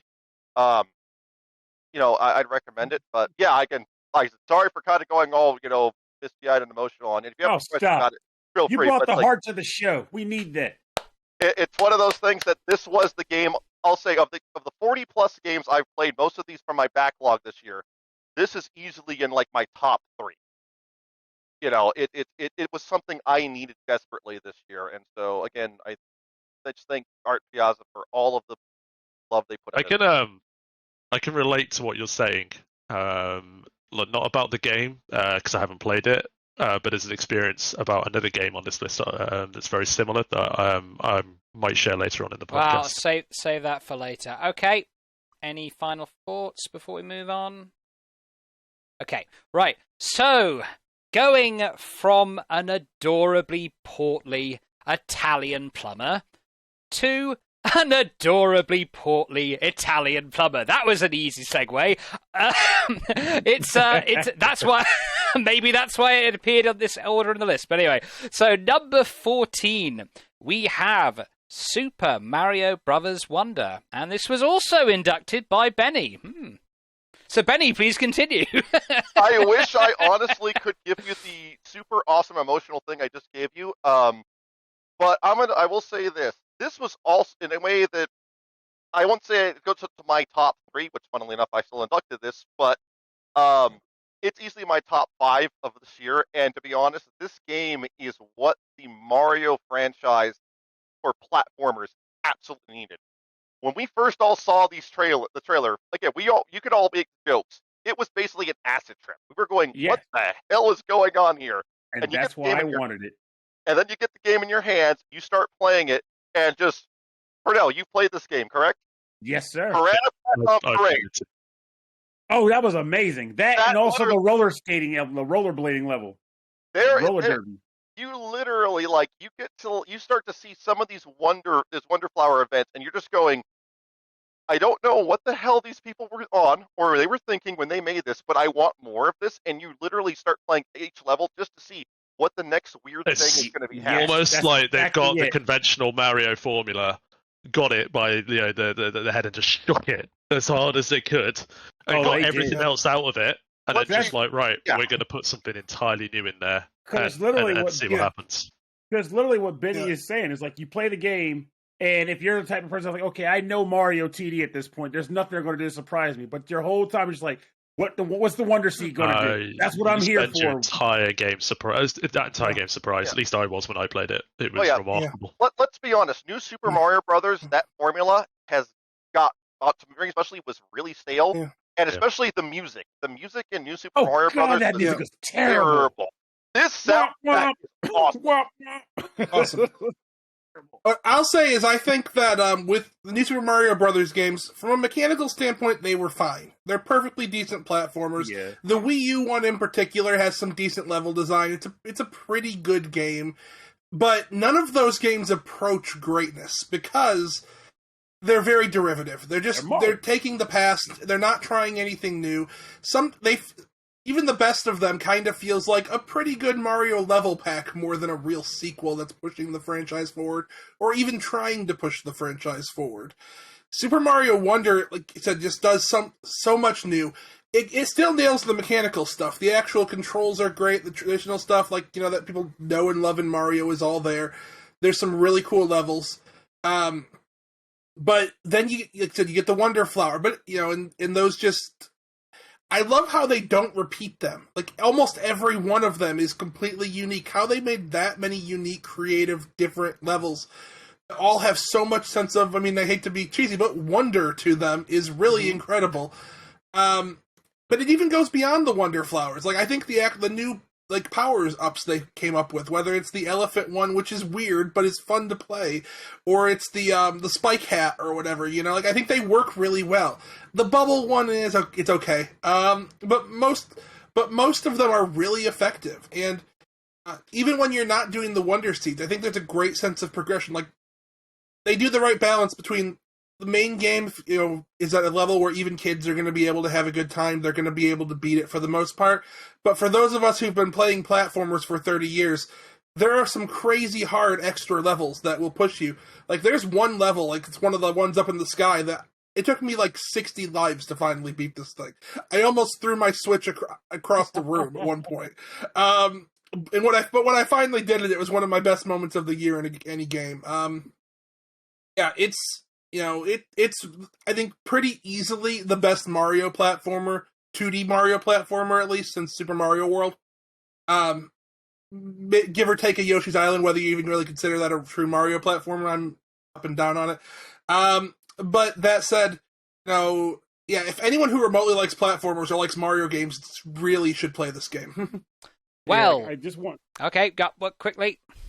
Oh, I'm just gonna say I wanted to make sure that it wasn't taken that I was like disparaging the non-Wonder Seed elements of the game when I spoke earlier. It's pretty much like you were saying, like, it's Mario and I know Mario, I like Mario, but then the Wonder Seeds made me go, holy crap, what the hell is going on? I'm interested in more of that. Yeah, it's like it amplifies it, right? Mm-hmm. It's a fantastic game, and if you're on the fence about it, please give it a shot, because honestly, it's worth the play if you enjoy platformers in general, but especially if you've been looking for something new in your Mario, I'd say that's worth a shot. Okay. Well, from two games with a male main character, let's move on to something more female-oriented. With number 13, Cosmic Wheel Sisterhood. And perhaps because of my internalized sexism, has been assigned to Heather. Just a coincidence. To be fair, I did review it. Yeah, to be fair. Not only did I review it, I begged for this. Right. I'm a huge fan of the Deconstruct team. Red Strings Club was really good if you haven't played it already. It's a lot like Valhalla, the bartender thing. And so they made, this year they made the Cosmic Wheel Sisterhood. So I don't know if you've seen lately, there's been like kind of a resurgence in like popularity with tarot. And even I've kind of like gotten into it with some of my friends, and I was just like, there really needs to be a tarot game. Like, we really need a tarot card game. Like, this would be perfect. Like, we got to have this. And then all of a sudden, Cosmic Will Sisterhood pops up, where you play Fortuna, who is a witch, and her, like, everyone has like different specialties in this universe if you're a witch. And hers is tarot cards. She's a fortune teller. She was deemed too powerful by her coven, by the leader of her coven, and she was banished to a millennium-long exile on an asteroid, where she just lives there on an asteroid. And 200 years into her exile, she's like, I am going crazy. I need something. I need to get out of here. I need to talk to somebody, whoever. And so she uses the forbidden magic to call forth this entity older than the universe itself. And she made a pact with this entity where she was going to get a deck of cards that she could make herself with magic that's even more powerful than tarot. And the catch is determined by the player. Because the choices that you make will dictate not only the things that you get, like, do you want power? Do you want love? Do you want people to adore you or fear you? Or, like, how do you want to be perceived? Like, you make that pact with this entity, and you also choose the cost. So what are you going to give in return? And as you progress and you make these cards and you get these gifts and you give this price, your exile starts to kind of weaken a little bit. Like, people are lenient on you. You get to visit friends will visit you, and you'll read their fortunes and you'll give them advice. And the choices that you make as a player will dictate, like, the advice you give will dictate the advice that they take, right? So if you tell them, like, oh, with this problem, you should do this instead of that, they'll go do it. They'll take your advice, and you kind of have to deal with the consequences. And midway through, there's an abrupt shift in the dynamics of your friends, of your group. Some people become more important in the game. Some people, you're trying to balance the dynamics of friendships. And you start to kind of realize, where do I draw the line between personal gain and friendship and sisterhood and love? And what do these relationships mean to me? And you just kind of, how do I say this? For me, at least, the choices that I made, I recognized that, like, my sisterhood was everything. It was more important to me than whatever personal gain I could get. Unfortunately, that clashed a little bit with some of the choices I had made and the price that I had decided I would give. And it was so powerful to realize that, what's coming, and you're like, oh, I made a deal with the genie or devil that I just could not, I didn't want to cash this check, and do I get mad at the person who's making me pay this price? Do I get mad at myself? What do I do? Like, even that is a choice you can make. And it really makes you, I think, how do I say this? It makes you kind of look into your own relationships and go, like, I need to treat my friends better, or I need to, reconnect with some people, because you're just, like, blown away by some of the connections made in the game. I will say one last thing. The writing itself, because I don't want to give any spoilers. Like, really, like, there's an abrupt change mid-game that you're just like, oh my God, this game is intense. I thought this was about cards. Like, oh my God, why am I suddenly in this situation? But the writing is so powerful. And there's a moment where you have your friends who are your your sisters that you've kind of created, your sisterhood. Then you have your actual sister in the game, and you're just like, is blood thicker than water? Or is, what is sisterhood? And just as an older sister, because the main character is a younger sister, as an older sister myself, who is like this to my younger sister, where I'm just very much like protective, I was just like nailed this aspect. And I was just kind of moved to tears by that, because I've never really seen a situation where we get to take femininity and sisterhood very seriously in gaming. And so it just felt very central to my own character in my real life. So I loved this game. It's such a 10 out of 10 game. It's fantastic. I'll say I played it as well, and I think it's I voted for it as well. It's one of my favorite games of the year.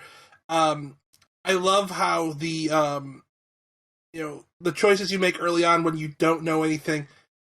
I know the choice I made, and very quickly I realized that there was going to be a reckoning with what I wanted to happen once I knew more, and I knew where it was headed. But for a very long time, the game lets you forget a little bit. And I love that, like, I think for a player who's not thinking about that, like, it's going to be very different from a player who really keeps that original choice in mind. Because, like, the whole time I was, like, thinking, like, wait, why is the game letting me do this? Like, has it forgotten? Or did I misinterpret my pact almost? And then at the end, no, I very much did not. The reckoning was always coming. But the character work is really fantastic. They're very well defined. There's a lot of philosophical talk here, actually, in a way that kind of ties into what we were talking about with the Talos principle, too, actually. It's a different sort of philosophy, but I think they're very interesting companion pieces for this year, actually. On a mechanical level, I love the card building, actually. Building your tarot deck. The way you can customize every card yourself and, like, bring different elements and unlock different elements that you can then use. I think it allows for a really great, like, creative outlet. But that by the end, this deck that I built was very much mine, and I felt a real sense of ownership over it, even though some of the cards in it were, like, maybe I pushed myself a little too far on that one. Maybe I wish I didn't build that one, but it all comes back to your choices, which is great. Yeah, I was just going to ask, is this minor arcana too, or just major arcana? So it's not tarot in the sense that you don't have, like, the page of, like, swords or whatever. You don't have the chariot or, the world. You build your own deck. As the entity you make a pact with explains, this is more powerful than tarot. This is a deeper magic than tarot. Okay. So you'll have cards that work off elements like fire, water, earth, and I think it was air. And if you have, like, a background that's an air element, and then you put, like, a fire element in there, and then just build a fire and air card, if you draw that card while you're giving advice, it will give you, you will have interpretations based off fire element and based off air element. So you might make some advice that would be, like, more, like, in line with the fire element, like, taking action, versus, like, air, which is more calming. So any advice that you can give in that moment to that character is fully dependent on the card that you've chosen and the elements that are on it. So you have a lot of different options that you can get. Okay, that makes more sense. Yeah, that sounds very I was going to comment. I have a overwhelming sense of deja vu, because I think, like, this time last year, Andrew, Heather, you both, like, recommended I Was a Teenage Exocolonist. Yes. And I bought that in January last year, actually, on my Steam Deck, and I played the whole thing while I was visiting my newborn niece, and I just consumed that entire game in like 3-4 days. And I've just added it to my wish list. I get the feeling I'm probably going to be doing the same with this. So what that means is that you have an important task. You're leading towards a hat trick next year, so what's it gonna be, Andrew? What are we gonna do? Well, I'll say Heather's review is what sold me on the game and made sure I played it before voting was due, so she gets the credit on this one. I'll say lastly, just real quick, I think I always say this, but it's games like this that make you think. When you have to sit down and really think and maybe have a moral, ethical dilemma about something you've done in the game, those, I think, are some of the best experiences. Maybe you have to be in the right mental and emotional place to deal with those, but they're always some of my favorite experiences. They stay with you. Yeah, and that's one of the things I love about when we get to these lists. Like I said, I think I say this every year, is I always learn about one thing at least, or one new game that I go, that sounds fascinating. I need to go take a look at that. Yep. And there's something to be said when they do that sort of choice in a way where you can't save scum it. You can't be like, whoops, I didn't mean to do that. Go back to my You are stuck with your choice. There's no, like, it saves immediately after you make a decision. So you're like, oh crap, what did I do? But perhaps you can sort of have your own little story and trying to come to terms with that that choice that you might not have had otherwise, I suppose. And it takes a very good game for that. Yeah, and I mean, I played it like 4 times because I was like, okay, I'm gonna get a specific ending that I want. I don't even know if it's possible, but I'm gonna get it. Is it a bit of a roguelikey kind of thing? Kind of, because it really is dependent upon not only the decks that you build, but the cards that you draw at that moment. So how long is each run, would you say? Mine took about 8 hours, 8 or 9 hours. All right. Yeah. Damn. Yeah. If you can replay it, then that could get pretty. Each subsequent playthrough will probably be less and less time because it is reading. It's a lot of reading. So if you already know a certain point, you'll just skip through it. I will ask this thing in relation to what John just said then. It is one of those games where when you do a repeat, like say you beat the game, you reload it, they kind of keep like a sort of like a flow or a log of like, this is what you've done before, so you like unless you don't have to remember specifically what you did to go a different route. If they have that, they implemented it after I reviewed it, so I don't think they do. But yeah, I don't know if they do. Okay. There was something at the end when I played it about like either accepting or not accepting like your fate or something. But I haven't replayed yet. So I've only had the one run through, so I don't know how it goes from there. Well, you must accept your fate that it is time to move on. So we go from Fortunes Written in the Stars to number 12, The Sea of Stars. And this was inducted by Shane. Well, I'm not that guy for that. All I know is that I like what I've played of it, but not enough of it to be able to be like, oh, yeah, let's go crazy. But graphically, musically, game mechanically even, I think is a spectacular product. I love the combat mechanic where you have to go through like kind of like to break out the different defense levels before you can actually do actual damage to the bosses and such. I have been told that there are some elements that are going to come later in the game as far as how the narrative goes. That's going to make me go, what the hell's going on with this? Also, I've heard that while not required, it is not just, it's messenger adjacent light. No, there are definitely some deep ties to the messenger that will make the experience a lot better for you if you've played through the messenger. Yeah. I'll say I think it's really cool that this is a game where like it wears its influence on its sleeve a little bit. Like the developers of this game love Chrono Trigger. It's very clear. Good. This is a Chrono Trigger like almost, but at the same time, it's not just that. They put their own spin on it. They don't just try to make that game with a new story. Like, they do have their own take on things as well, which I really appreciate. It makes it feel fresher in a way that it very easily could not have. Okay.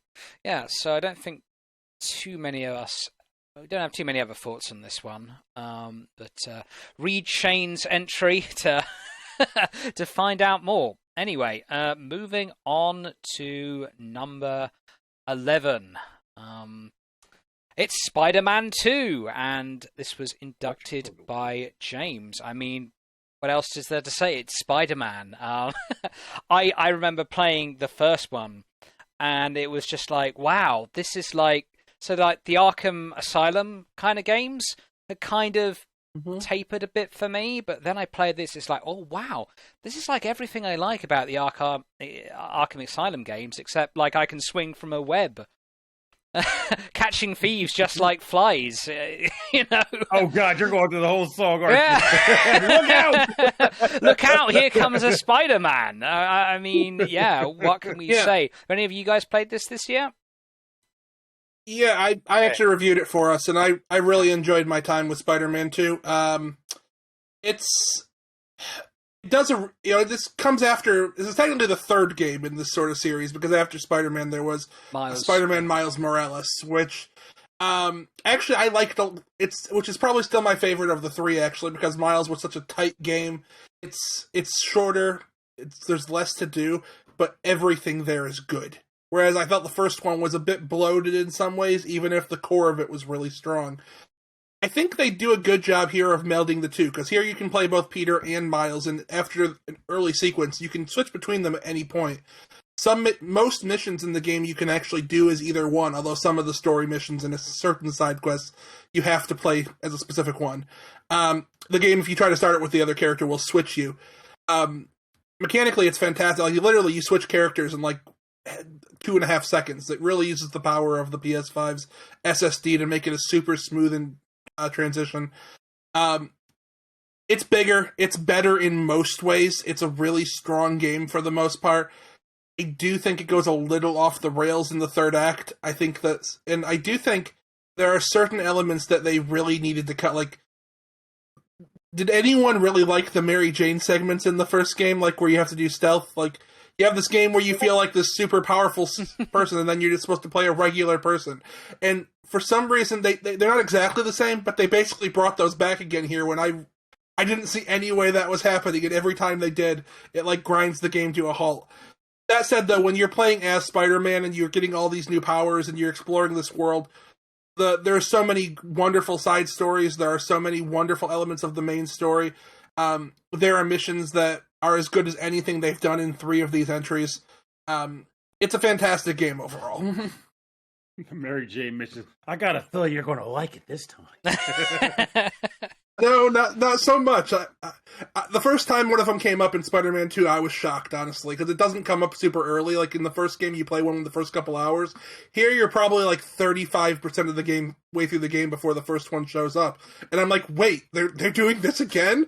I really thought they'd moved past this. No, apparently like, not. No, this one particular guy with a lot of clout was like, I need my Mary Jane segments. You don't understand.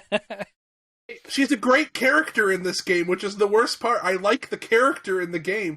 I just don't want to play as her in these stealth sequences that have nothing to do with what I like about the rest of the game.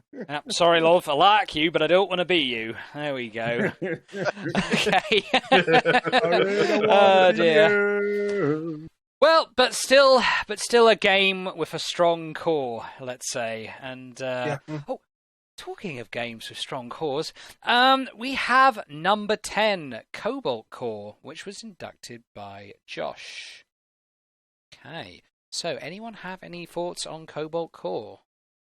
Yeah, I do. It destroyed the latter half of my November. Oh, here we go. Tell us. I love this game. It is such a strange combination of genres. It is ship combat, turn-based, and it's also a roguelike and a deck builder. All in one. And it sounds like it should be a lot to take in, but really it's super simple. Like, for example, if you want to move your ship left or right, there's a card for that, and you can draw them. And the whole process of this is enabling your ship's abilities through these cards. You have different types of drones that you can send out, you have different kinds of guns you can use, and there's even points where your ship layout can be switched up, which makes a big difference. Because if you got a big old hole where a laser would normally be doing damage to your ship, you don't take that damage now. And now you have to refactor in a lot of your different card combinations because that changeup can modify drastically how well you perform. It's a really fun game because it takes what is a bunch of what should be complicated chunks, it makes them simple, and it blends them together smoothly. And your whole cast is really interesting because they're not people. They look like creatures, like space dinosaur kind of stuff. It's really colorful. Pixel work is good, and the characters are all just fantastic in personality. They're so one note, but one note in the best way possible. They just hone in on one thing and make themselves fun with that.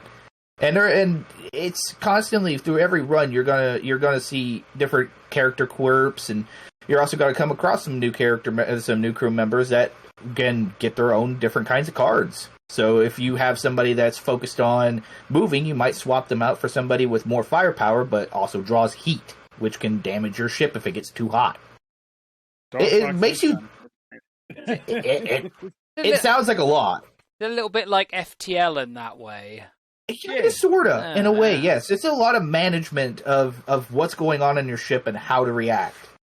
And it combines that so well with the deck builder aspects. Like I said, it destroyed the latter half of my November, just finding new ways that I can just make broken-ass stuff. I mean, I like deck builders and I like FTL, so I think you sold me on it. When I read Josh's review, it sold me on it, because I'm like, it sounds so clean and well maintained, well groomed. I love the fact that everything that you play in there feels like it was blended smoothly. There's no jarringness. I suppose I heard this from you a week ago during the winter sale. It's over now. That's how I got mine. I ended up just going ahead and buying it because, like I said, the review came out good. I was interested in it, and it really is as good as it sounds, despite how complicated it sounds like it should be. It does feel like this past year it has been a bit of a bumper year for just in terms of, I really like that game. I like the look of that one. I like the look of that. We've had variety this year. There's been a lot of variety. But I think it's been good for our Game of the Year list because there's going to be something in here for just about everyone. Yeah. Is this especially the best part about it is that it is, if you don't like it, there's still plenty of others with similar vibes to choose from. There's a lot of them that overlap to some degree. I will say Cobalt Core 2, if you like lo-fi kind of space synth and very easy EDM music, you're going to love this soundtrack. I was listening to it repeatedly after I was well done with the game for a while. It was so relaxing. Perfect thing for if you're doing something around the house like chores or exercising and stuff, if you just want something chill to listen to. Well, talking of music, I set you up for it. You did. Thank you, Robert. Thank you. Number 9, Hi-Fi Rush, and this was inducted by Corey. I love this game. It is rhythm combat is such a fickle thing to nail down. Was this your number 1 vote?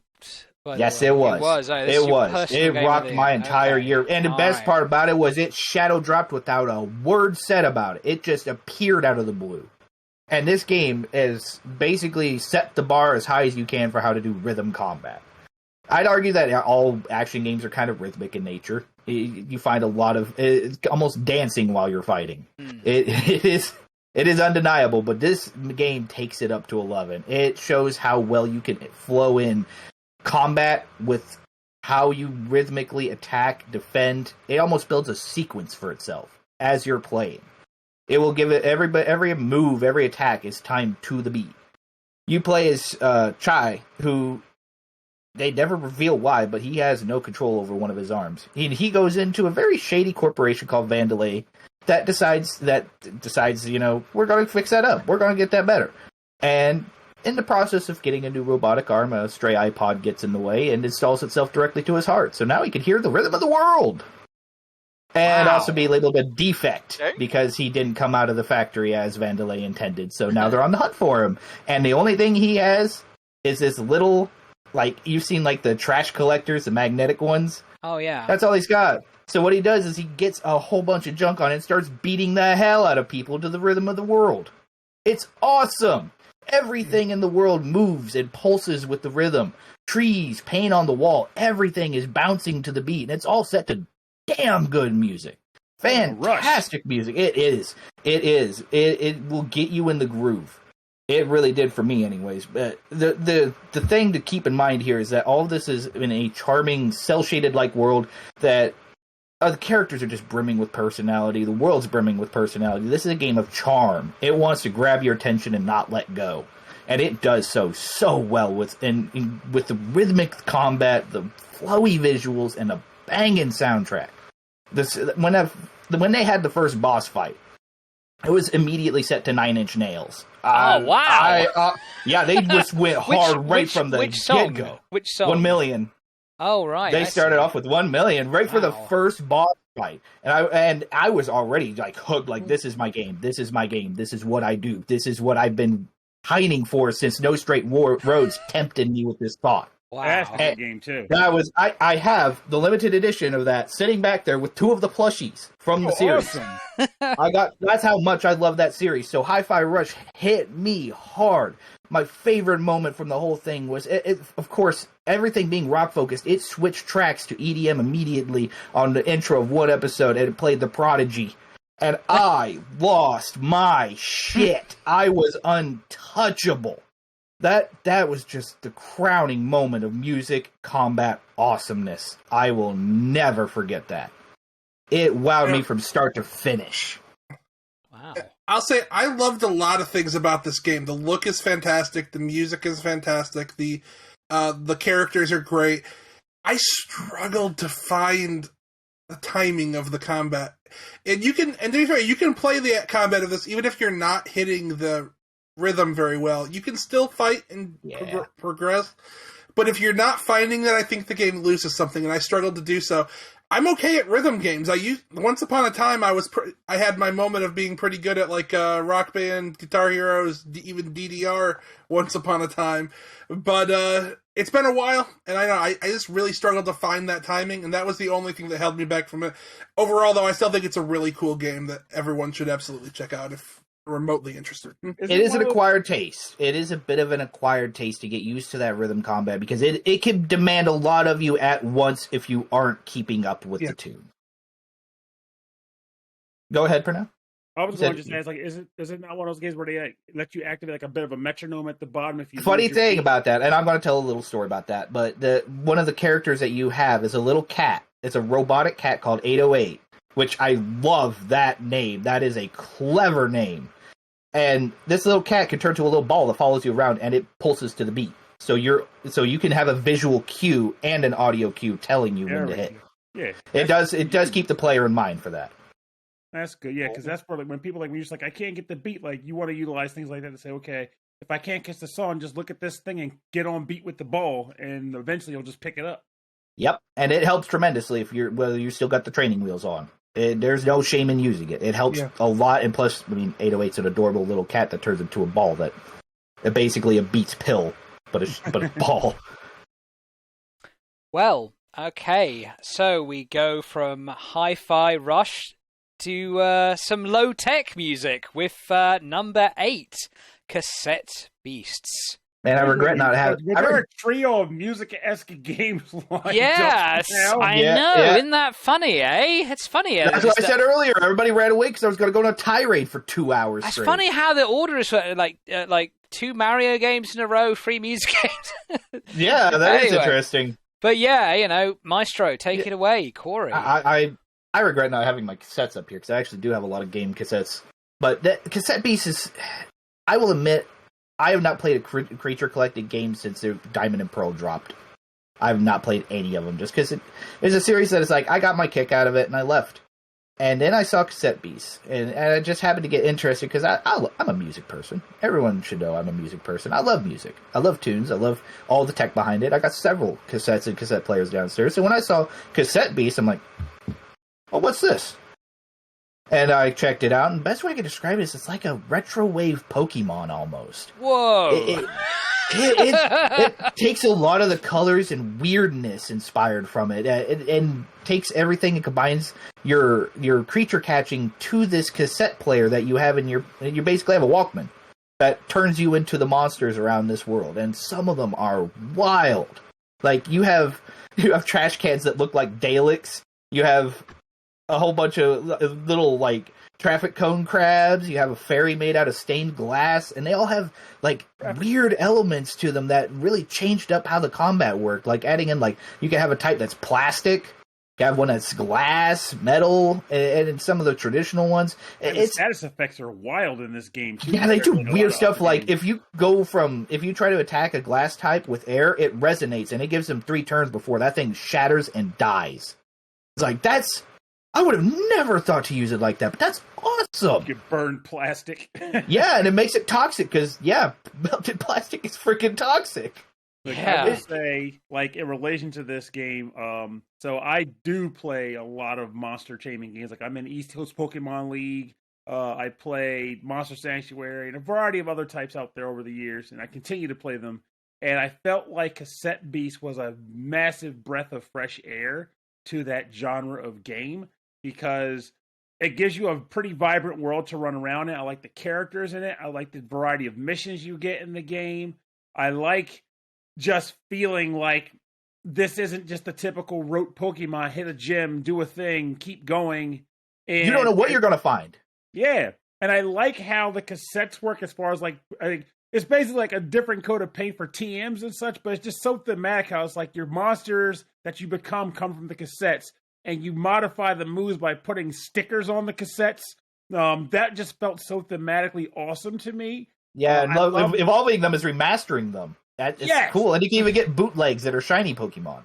It's so awesome. And then the thing I thought was even more interesting is that at one point, every once in a while, when you've played a game after Pokemon, you're like, how many monsters is this? Only like 110. So low. But then you're like, wait a minute. They make it so that you can fuse. I feel like it's damn near every combination of them. As long as the partner can become that monster and your bond is up, you become a fusion of the two, which is with his own sprite. And there's something amazing about that to me, that they actually thought that through to say, hey, there's a combination of everything here. Oh, and the icing on the cake is when you fuse, the track turns into a rock vocal usually, or something involving vocals. So it's getting you pumped up while you're fighting.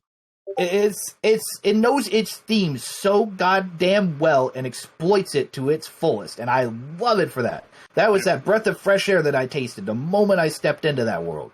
There is something different here. This is weird. I don't understand any of this. None of this operates like I'm used to, and I love it. So that's what I wanted. That's why I have not touched the creature collecting genre in so long. I felt like I've seen everything I needed to see. Cassette Beast just came out of nowhere and it's like, no, you haven't. Here you go. Have fun. Yeah. So for everybody that plays like Pokemon games in general, like if you're on that wheel, because there's a lot of talk in that genre right now. It's like, we play Pokemon because it's what we do. Even though Game Freak is kind of dropping the ball on a lot of stuff lately, if you're in that hamster wheel like I am, I want to say, if you're listening to this, it is worth your time to take a break from Area Zero and come take a walk in this world for just a little bit, because you might find yourself writing some letters to Game Freak and say, why the hell aren't you doing more stuff like this? Refresh our interest for a little bit here. It really is. It stands as a good reason to keep an eye on that genre, even if you have gotten tired of it. I hope that whatever is in the works for Cassette Beast, I don't care if it's a sequel, I don't care if it's more DLC, I want more of it. Give me a reason to come back, and keep giving me a reason to come back. Well, speaking of franchises that keep giving you more sequels, okay, well, cassettes have been around for a long time and, of course, haven't changed. But something that's been around for a long time and is now making a quite dramatic change. It's number 7. It's Final Fantasy 16. And this was inducted by John. Yeah, it was. I enjoyed Final Fantasy 16, and that's a stupid thing to say, right? Because, it's number 7 in the list. It was a really nice experience, and I kind of feel that Final Fantasy, like especially from I think 12, that was the one that I most liked the most, and I didn't really care for any of the others after that. Since I felt this was like a triumphant return for the franchise, and it isn't a perfect game in it by any stretch of the imagination, because I did feel that there were elements of it that I'll get into in a little bit that fell flat. But let's talk about what I really loved about it, and I loved the new edgy take on the story versus the older ones, right? So I think the developer, I can't remember his name, but they said that they basically forced the whole production crew to sit and read Game of Thrones, right? Because that's a narrative arc and approach they wanted to take for the franchise, right? It was go home, read the whole of Song of Fire and Ice, for the whole book, watch the TV show, everything like that. We are going to make a game that's just like that, and I think they largely succeeded, although some of the writing's a little bit wibbly, I think.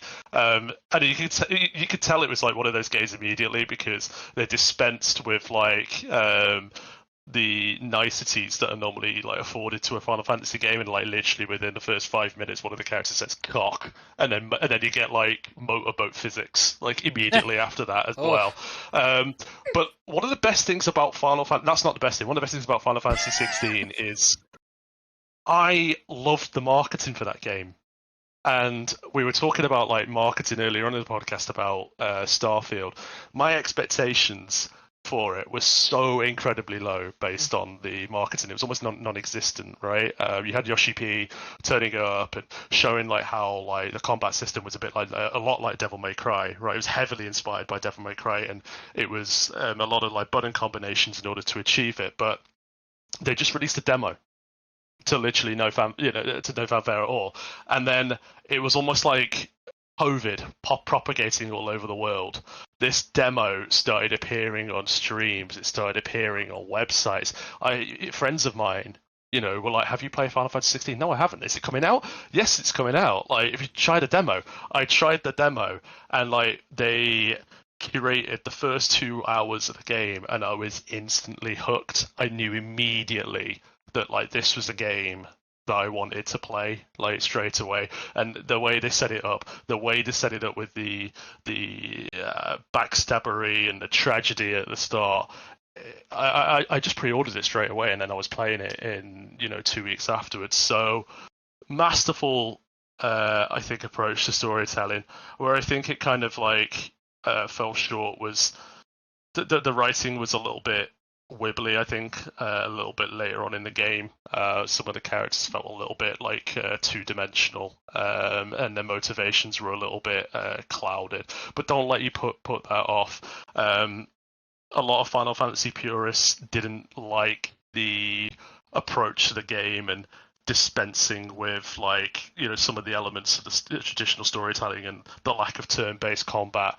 But I felt that in a world where I guess Western RPGs have like really transformed the RPG category, I think they're playing catch up, and it certainly felt like definitely a very worthy entry in this list. So, I want to. Okay. Oh, 3 people at once. Benny, you go first. Go on.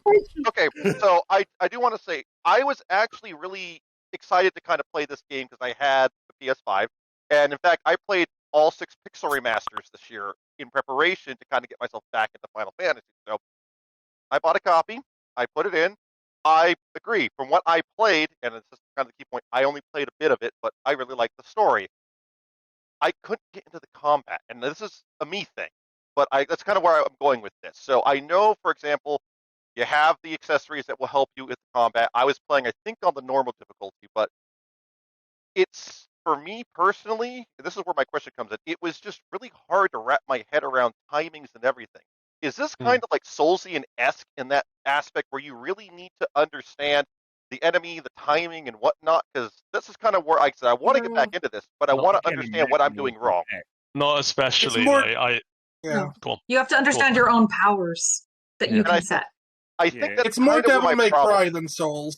I never played DMC. That's kind of maybe where my disconnect, and I'm going it's Soulsian, but like I said, for me, I want to get back into this because the story sound, from what I played, is like it is really tragic, but it's super interesting, and I can tell again, it's one of those they're doing something cool, but I couldn't get past the combat myself. What it captured well was that sense of existential threat that Final Fantasy games are always well known for, right? You know, in 7 you have the Meteor, in 8 you have like time compression with Ultimecia, with 9 it's like what the fuck is going on with Terra, right?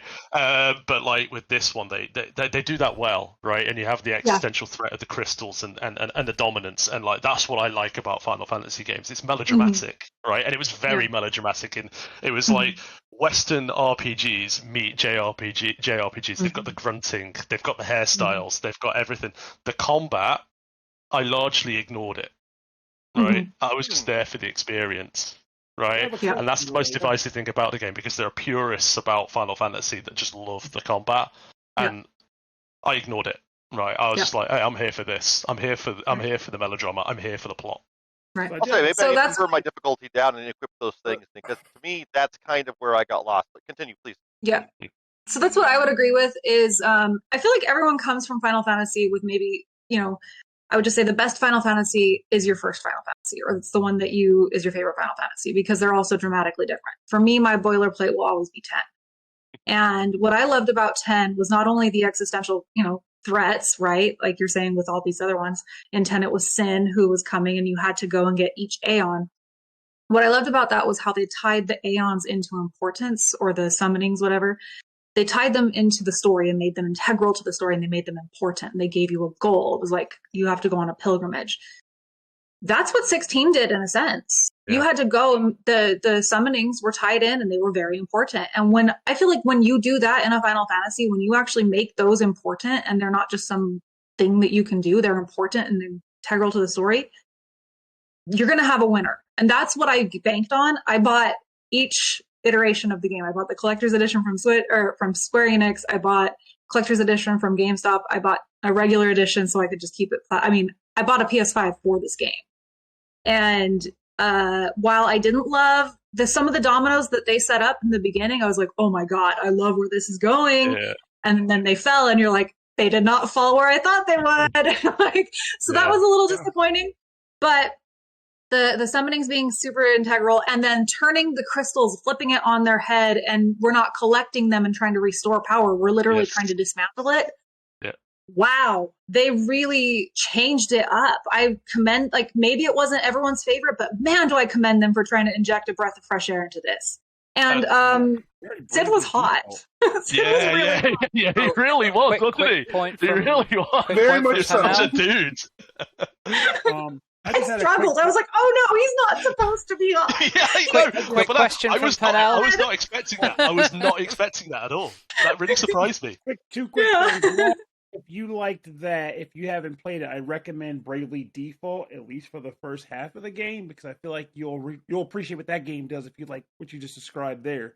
The second thing, I'm another person who owns it, hasn't gotten to it yet, obvious reasons. Do you get to control any other party or other characters aside from Clive, or do they at least develop a sort of a focal point to be related to the combat itself, or is it always Clive all the time? It's Clive most of the time. Yeah. Like you, without spoiling things. Yeah. What I will say though is I think for the first time in like 4 Final Fantasies, since like 12, I think actually again, they really nail the characters and the cast. Jill is great. Sid is great. Torgal is great.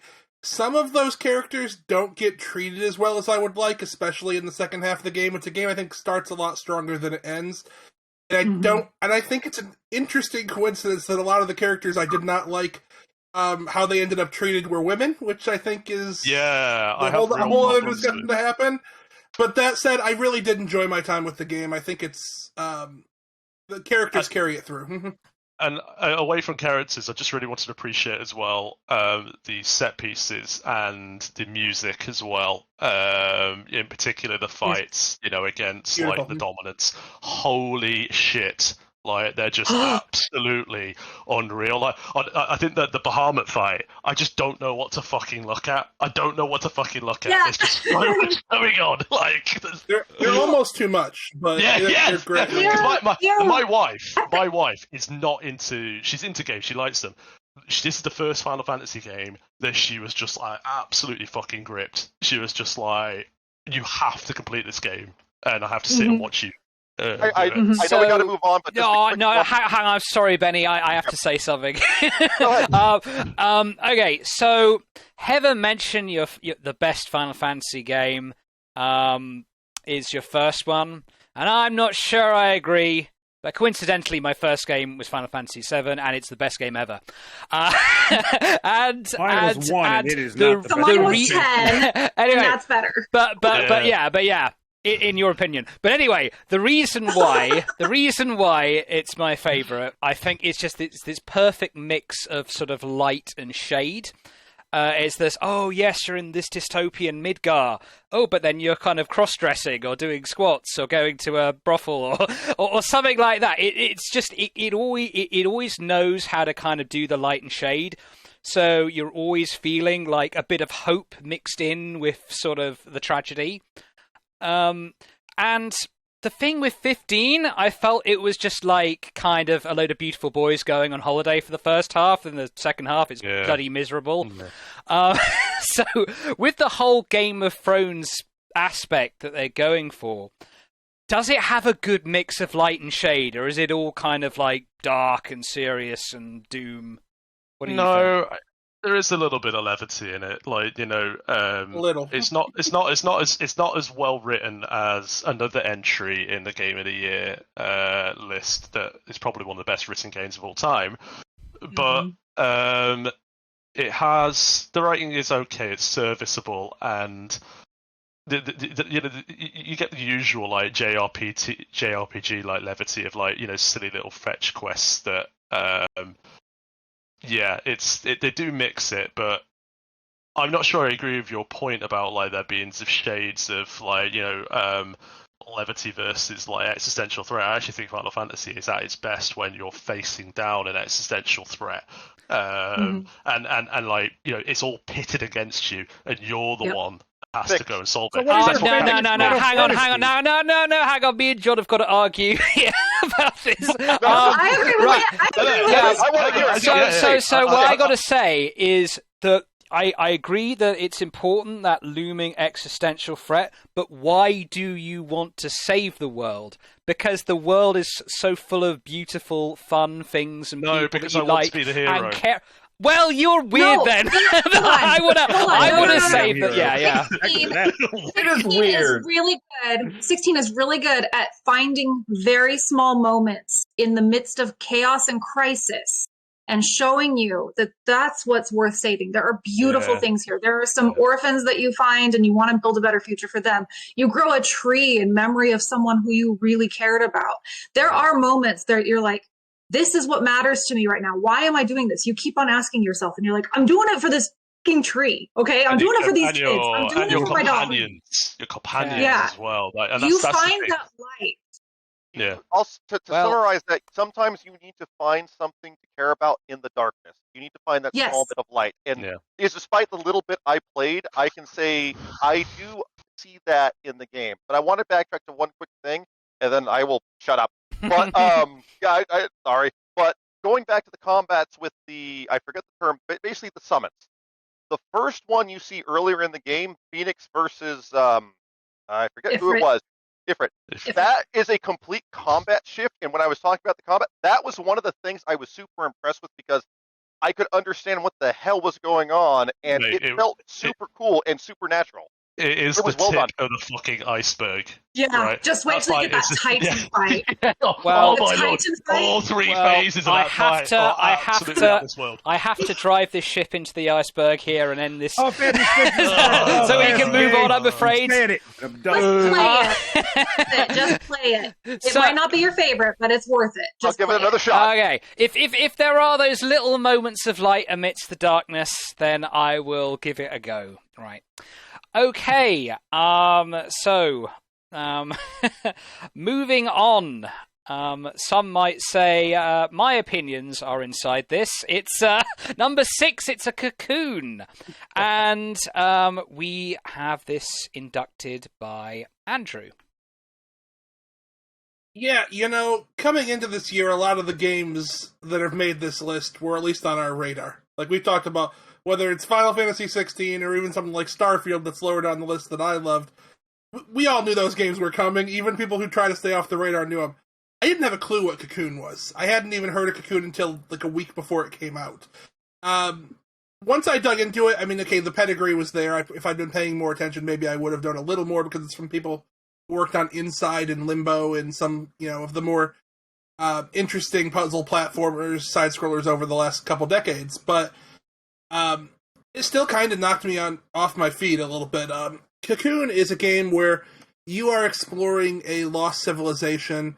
Like you're a little bug person who, you're moving through this interesting world at first, and there are like puzzles and switches and things like that. And then you find these glowing orbs, basically, which are, first you're like, ooh, pretty. What is this? I can pick it up. And then you find when you put them into certain slots in places, you can jump into them, and you're jumping into an entirely different world. So, like, the whole world on your back, well, literally, you can pick the world up and carry it around, actually, or various worlds. And it opens up, you go into, and first you're like, oh, okay, these are just more puzzles, and, levels, basically, is what it feels like at first. Okay, I'm jumping in here, there's new challenges, oh, these are really clever, and they're fun. And then you find another world, another orb, and you realize quickly, once you place the one orb at a thing to jump into it, you can pick the other orb up and take it in there. You can literally take the worlds into other worlds. And that opens up a whole new level of puzzles, a whole new level of strategy, because there are things going on in the world that are affected by the other worlds within them. So, like, for example, you might have a thing that's firing into something. If you set the world up in a pedestal, literally an entire existence, basically, something might fire into it, and then you can go into that world, jump into that one, and it will manipulate things within it. As far as just like a puzzle game that just constantly has something new and throws something new at you, I think Cocoon is pretty unmatched this year or in recent years, actually. What I love more than anything about it is just the fact that it keeps throwing something new, whether it's the fact that a game that features no combat suddenly has boss battles. And not only are they... We would think, like, that's the sort of thing when I first saw it, I thought, oh no, why does this game have boss battles? Like, this doesn't need combat. This is going to feel terrible, except it doesn't. They're wonderful. They have bullet time elements in them, or bullet hell elements in a way that seems to make no sense, but yet it does. It works, and it actually builds on the mechanics that you use for the puzzles to defeat these bosses. Yeah, the whole thing is... It's a strange mix. A lot of the things don't feel like they should work, except they all do. It's a short experience. It's probably only 5 or 6 hours long. But through the entire thing, even in the final hours, it's constantly throwing something new at you. Every time it does, the thing just works. And it feels like it feels like it shouldn't, but it totally fits into what they've created as a whole, which I love. Mm-hmm.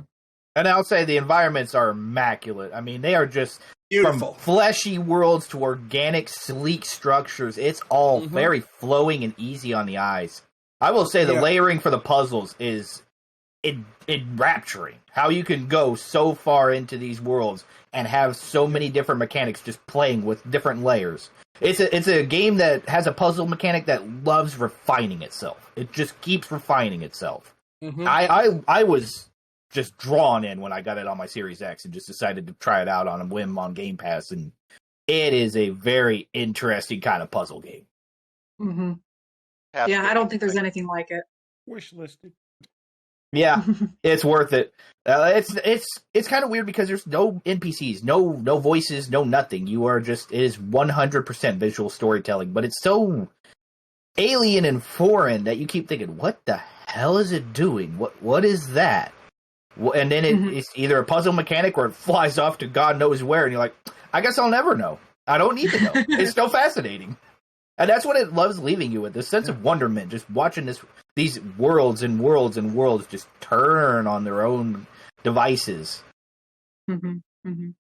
And I'll say, maybe my favorite soundtrack of the year, that was a year of great soundtracks, but the music in this game is beautiful.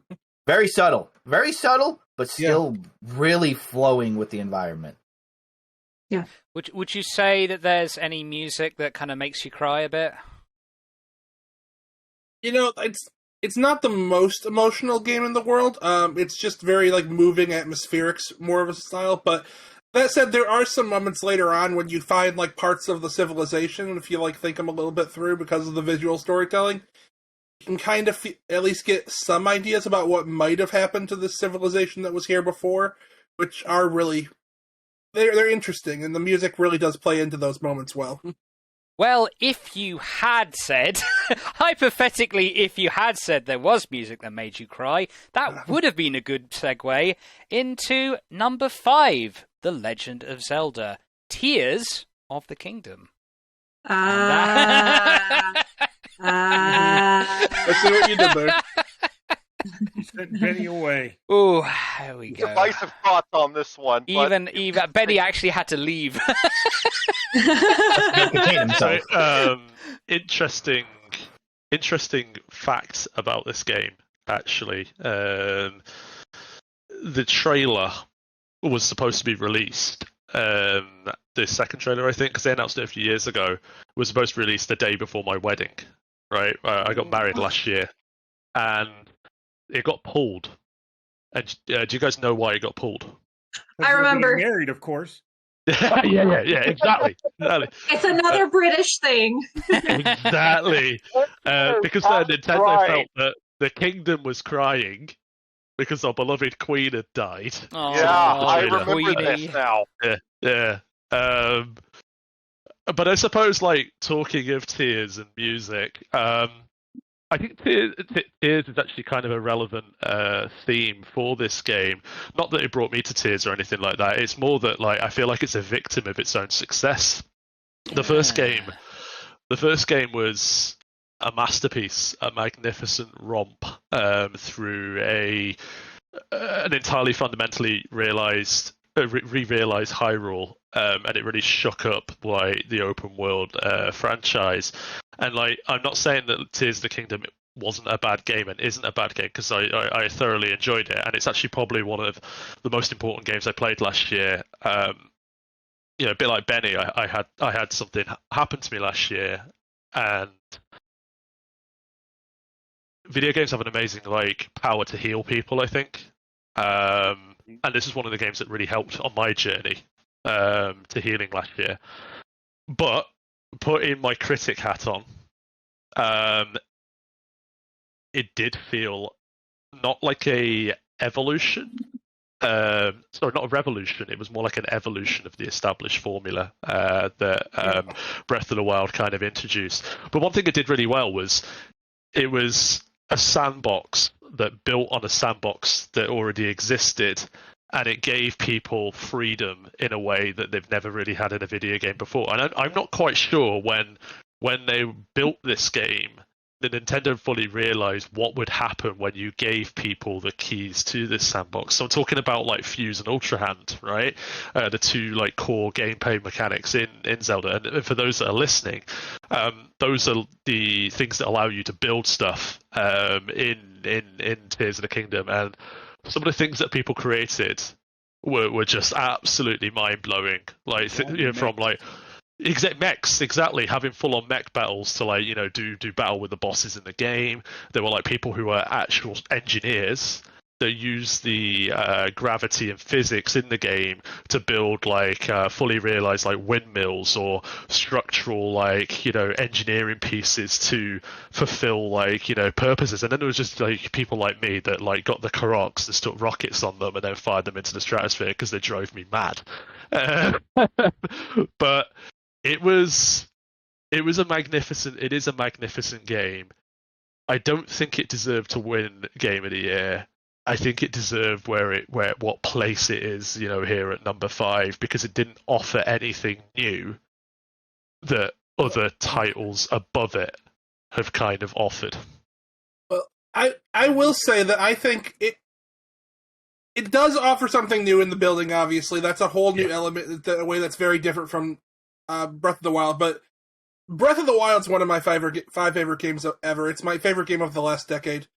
I think Tears of the Kingdom nails a lot of things. The music is wonderful. The world is expanded a great deal. While you still have the core of Hyrule, both the Sky Kingdom and the depths are really interesting. The depths in particular are like a whole different. They're almost like a different game at times in a way that's really interesting. And How did you feel when you went into the depths the first time? How did you feel about it? Terrifying, absolutely terrifying. Exactly the same. And I do think that they did a great job of responding to some of the criticism some longtime Zelda fans had with the original. The boss battles in particular, and the dungeons, sort of dungeons built up around them. They're not full on traditional Zelda dungeons, but they're closer than anything in Breath of the Wild. And I think they work really well, and they're really enjoyable. The process specifically to get to the sky one, going up that path is like really. It's an incredible moment. It's an incredible sequence. And then it pans back, doesn't it, and show you how far you've gone. And it's like that overwhelming sense of like achievement. You know, when I did that, I was like, Jesus, if I come all the way here. Yeah. Despite that, I'll say for me, like I said, I think Breath of the Wild is my second favorite game of all time, and this was my third favorite game of the year. Despite the fact, like, the interesting thing is, I don't think it does anything necessarily worse than Breath of the Wild. Yes. Which is an interesting thing. Like, in fact, I think it does a lot of things better, and yet as an overall experience, I probably enjoy it slightly less anyway, despite that. Which is almost... Why is that? Why do you think that is? Is it possible because Breath of the Wild was the big shakeup? You took all that in along with the gameplay, and now you've got Tears of the Kingdom. Like, it's more of that. You're like, well, I've already got the big shakeup. There's some of that, definitely, but also, I think, as cool as the building is for people who love that sort of thing, and I know there's a lot of players that do, that's never really been me, and while I did think it's really cool, I also think the building is very finicky. It requires a lot of precision in a way that the controls don't always give you very much. In fact, I think the controls are the one thing maybe that Tears of the Kingdom does worse. They're trying to map so many things onto the Switch's buttons. It feels like the Switch is like one button short for everything they want to map onto here. The first 5 hours of the game, I kept dropping my items because I was hitting the wrong button. The two things are too closely mapped. John's got something. I just want to back up to something you were saying. I asked you why, it didn't excite you as much as Breath of the Wild, and I think I know why. I think it's because that first game wowed me so much, right? Yeah. It blew me away that I just I didn't really feel as wowed by it. I enjoyed it. I thought it was a good game, but it's maybe too much of a good thing, I guess. I think the mechanics just don't fit fully together in as cohesive of a way as the first game did, quite. But still, it's nitpicking. This is still an incredible game and incredibly well designed. No, absolutely. And for those of us who need more of it, it's more of it and then some. It's it does interesting things. Well, you say too much of a good thing. Proving that perhaps you can't have too much of a good thing. It's number 4, Resident Evil 4 Remake. I have thoughts on this. Okay, well, first, I need to set the scene. Yes, okay, I have thoughts. Okay, set the scene. The president's daughter is missing. She's being held somewhere in Europe, quote unquote. They don't specify, but everyone's got kind of Spanish accents and names. But anyway, it's Europe.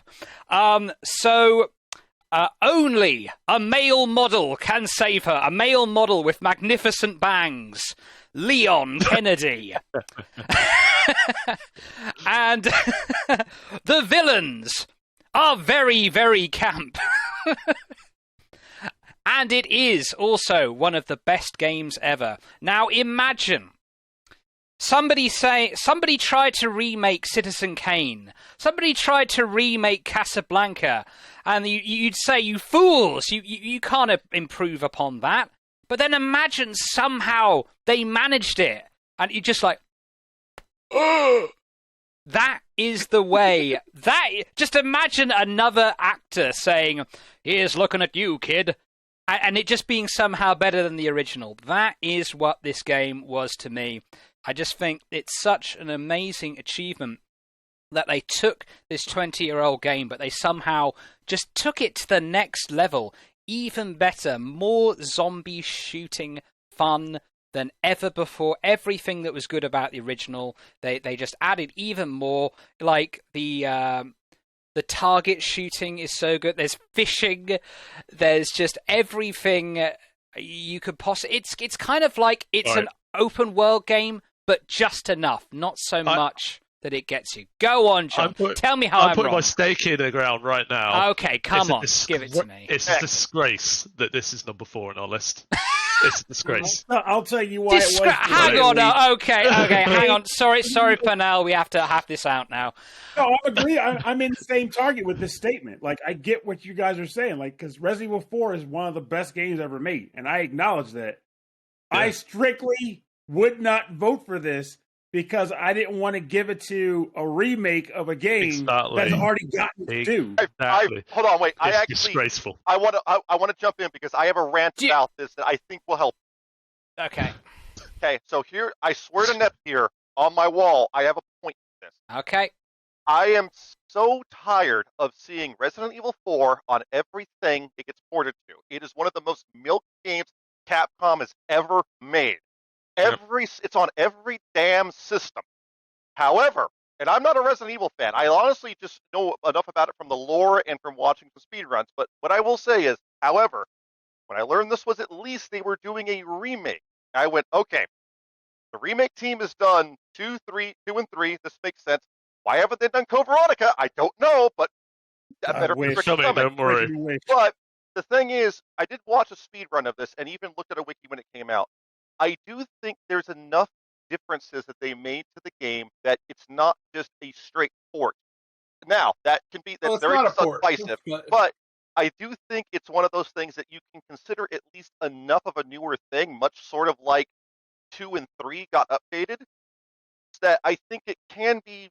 I have to give it at least a little bit of leeway. That being said, also though, Capcom needs to really stop with the Resident Evil 4 nonsense. You remade the game. Congratulations. You did a good job. Can we please move on to other games? So, going on that point now, John, if this had just been a remaster, if it had just kind of upscaled the textures a bit, and otherwise just added a few quality of life improvements, and that was it, I'd agree with you. I'd say, yeah, it didn't even belong on this list. But it is a remake from the ground up. And I think it just proves that, yeah, maybe gaming is getting older now. And it's becoming like movies or books. Yeah, well, maybe we will tell. Every generation we will have a new retelling of this story, and adding something new or something different to it. And it's an evolution of storytelling and gaming. Listen to yourself. Like, what a sad indictment of creativity. Every generation there'll be a remake of Resident Evil, and we'll all put it in our top 4 list of game of the year. If it's even better, maybe it's a dearth of creativity, and what I'm not saying it's a bad game because I've played it as well from start to finish, and it's one of the best games I played last year, right? Mm-hmm. But it is a from the ground up remake. But it's largely the same plot. It's largely the same experience. I play the game, and yes, it's packaged differently, right? It's packaged slightly differently, but it's fundamentally the same thing. And the 3 experiences of this title. Let me grab at something you said there with my talons and really dig in there, John. You said it's one of the best games you played, right, this year, and yet you didn't vote for it purely because it's a remake. Outed me. Why? I thought it was confidential voting. Oh, sorry. Okay. Sorry. It's confidential, except we can all see it. I was in the booth and I put my X there. But you're putting your X in front of everyone and and you even told me why. So anyway, I've outed you to the world. Sorry, I had to do that. I won't do it again. That's quite all right. But I forgive you. If it's fun, if it's one of the best games of the last year, why does it matter? Games are meant to be fun. Well, let me just say, look, I reviewed Resident Evil 4. I loved my time with it. It's a really well done remake. You're right. It is of ground up. It's not a remaster, and there is a difference between a remake and a remaster. For me, almost this is less egregious than and nothing against the game, I think it's a great game, but Mario RPG, which feels more like a graphic update more than anything. Whereas this is more of a full remake, and so I almost have less issue with this being here, but what I will say is, even the most from the ground up remake, you're still taking a lot of things from that original design. Whether it's the story, the level design, yes, there are changes to it, I understand that, but there's still a lot from that original game, and there's nothing wrong with enjoying that game. I don't even have a problem with someone voting for it for them personally. It's a personal choice. I'm not going to hate on anyone for it, but for me, there's only so many games I can recognize every year. I probably played 30 games I loved this year, and there's probably another 20 I thought were really good. And so when I'm picking my top 5 and the ones that really stood out, I don't know. For me, I don't need to tell anyone Resident Evil 4 is great. People know Resident Evil 4 is great. We spent the last 15, almost 20 years telling the world that Resident Evil 4 is great. When I'm choosing what I want to honor and what I want to, put up in front of the crowd and say, this is what you need to pay attention to, I want to honor the new. I appreciate people who are creating something new and not just doing the same thing, but a little bit better. And you look at some of the other titles in this list that you've been talking about, like Cosmic Wheel Sisterhood, right? Cocoon, 2 experiences, right? That I haven't experienced myself yet, but I know that I absolutely have to experience. And then there's Resident Evil 4, which we've all experienced in some way over the last 20 years or 10 years, or however long it's been. I don't care. And even this remake, right? As fabulous as it is, as lovely as it was to travel back in time, I just find it a little bit egregious that these other experiences get shoved to the side in favor of something, you know, that's a retread fundamentally of what we've done before. Okay, let me give you another hypothetical here, John. Right now, somebody makes a movie adaptation of Charles Dickens' Great Expectations or whatever, and it's just the most. You're just sitting there in cinema going, "Oh my god!"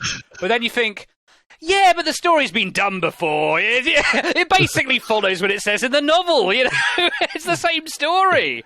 It's a different medium, isn't it? Yeah, it's a different medium, but and I find it kind of feel like, you know, the graphics are better. There's new content. You know, it's similar, but it's different. It's you know, Resident Evil 4. Yeah. And let me give another example, right? Like Dynasty Warriors, right? Every couple of years, the same characters, the same story. But they're different, and you treat them like different games. But Are they called Dynasty Warriors the number that is the same as? No, but they're trying to accomplish two different things. And that's someone who plays Dynasty Warriors and went back and platinum 8 Extreme Legends and 9 this year. I will jump in on this one. Dynasty Warriors is there, one, because of the fact there are multiple stories in the Tales of the Three Kingdoms, Rise of the Kingdoms, you can tell, but also they're a tech demonstration for Tecmo Koei to really learn hardware. Here's the problem. I'm going to go back to the Mario RPG thing, and I agree. Mario RPG is straight up kind of a remake. It does not deserve to be as high on this list, I even feel, as RE4. But the problem I think a lot of people have is this game was not seen since 1996, roughly. Resident Evil 4 is constantly being shoved down our throats by Capcom, and that's where people get tired of it. And look, if you enjoyed Resident Evil 4, and this is to anybody out there, and I say this every year, we are all friends here. We are all people who discuss things. We will not come to the same consensus. And if disagree with the things on this list, that's perfectly okay. Just we'll disagree with each other. But the problem, I would say, just in that aspect, and if you enjoyed it, that's great. If you got something out of it, like this game made me cry, that's perfectly fine. That experience is your own, and it deserves to be yours. But it is one of those things that, as a publisher, like I said, Capcom, you need to stop milking this heat, because you're really going to burn people out of it.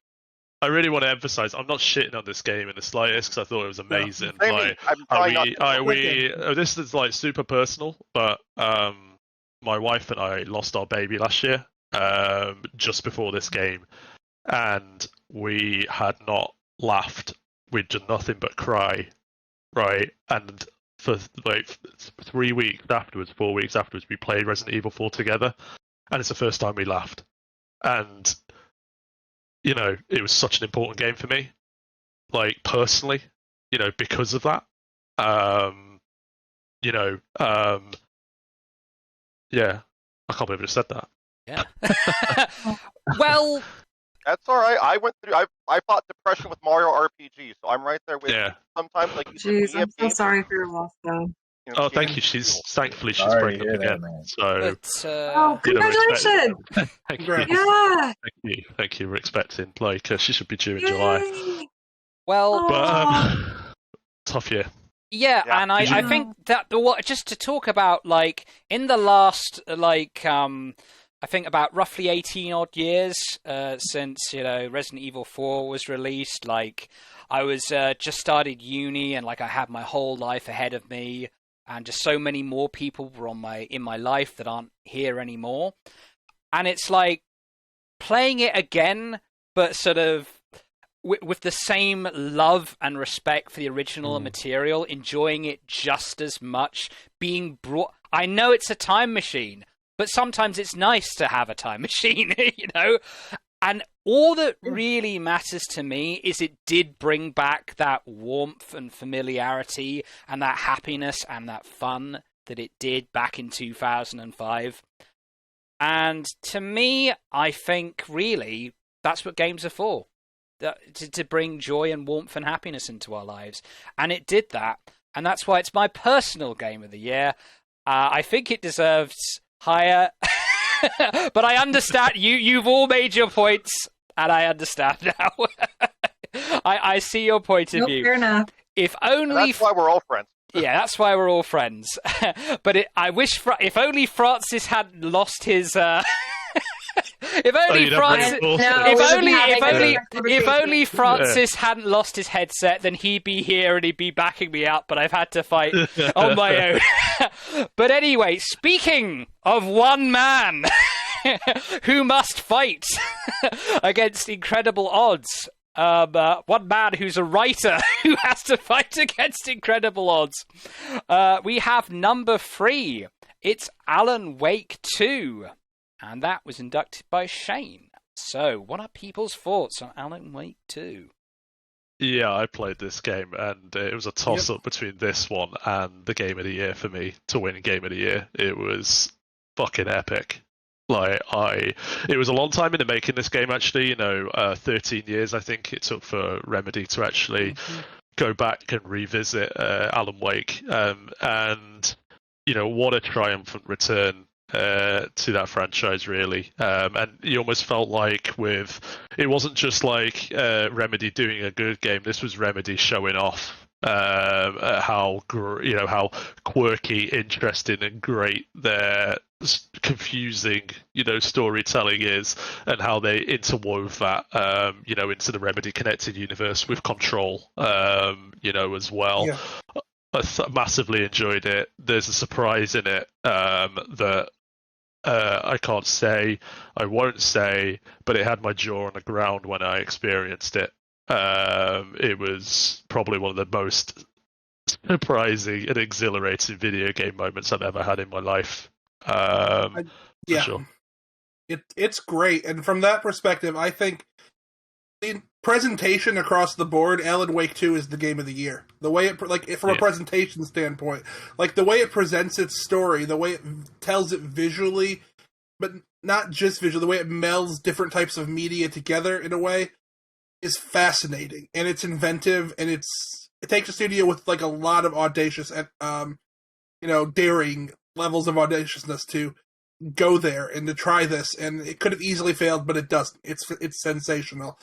The only negative I can say about it, and this is in part just down to the genre, is from a pure gameplay perspective, I didn't find it nearly as engaging as their last game, as Control. But that comes down largely to the difference between survival horror and more of an action game in Control. Control makes you feel like a superhero. Alan Wake 2 is not meant to make you feel that way. You're meant to feel afraid and alone, and you're not meant to feel overly powerful. That's what it's trying to accomplish.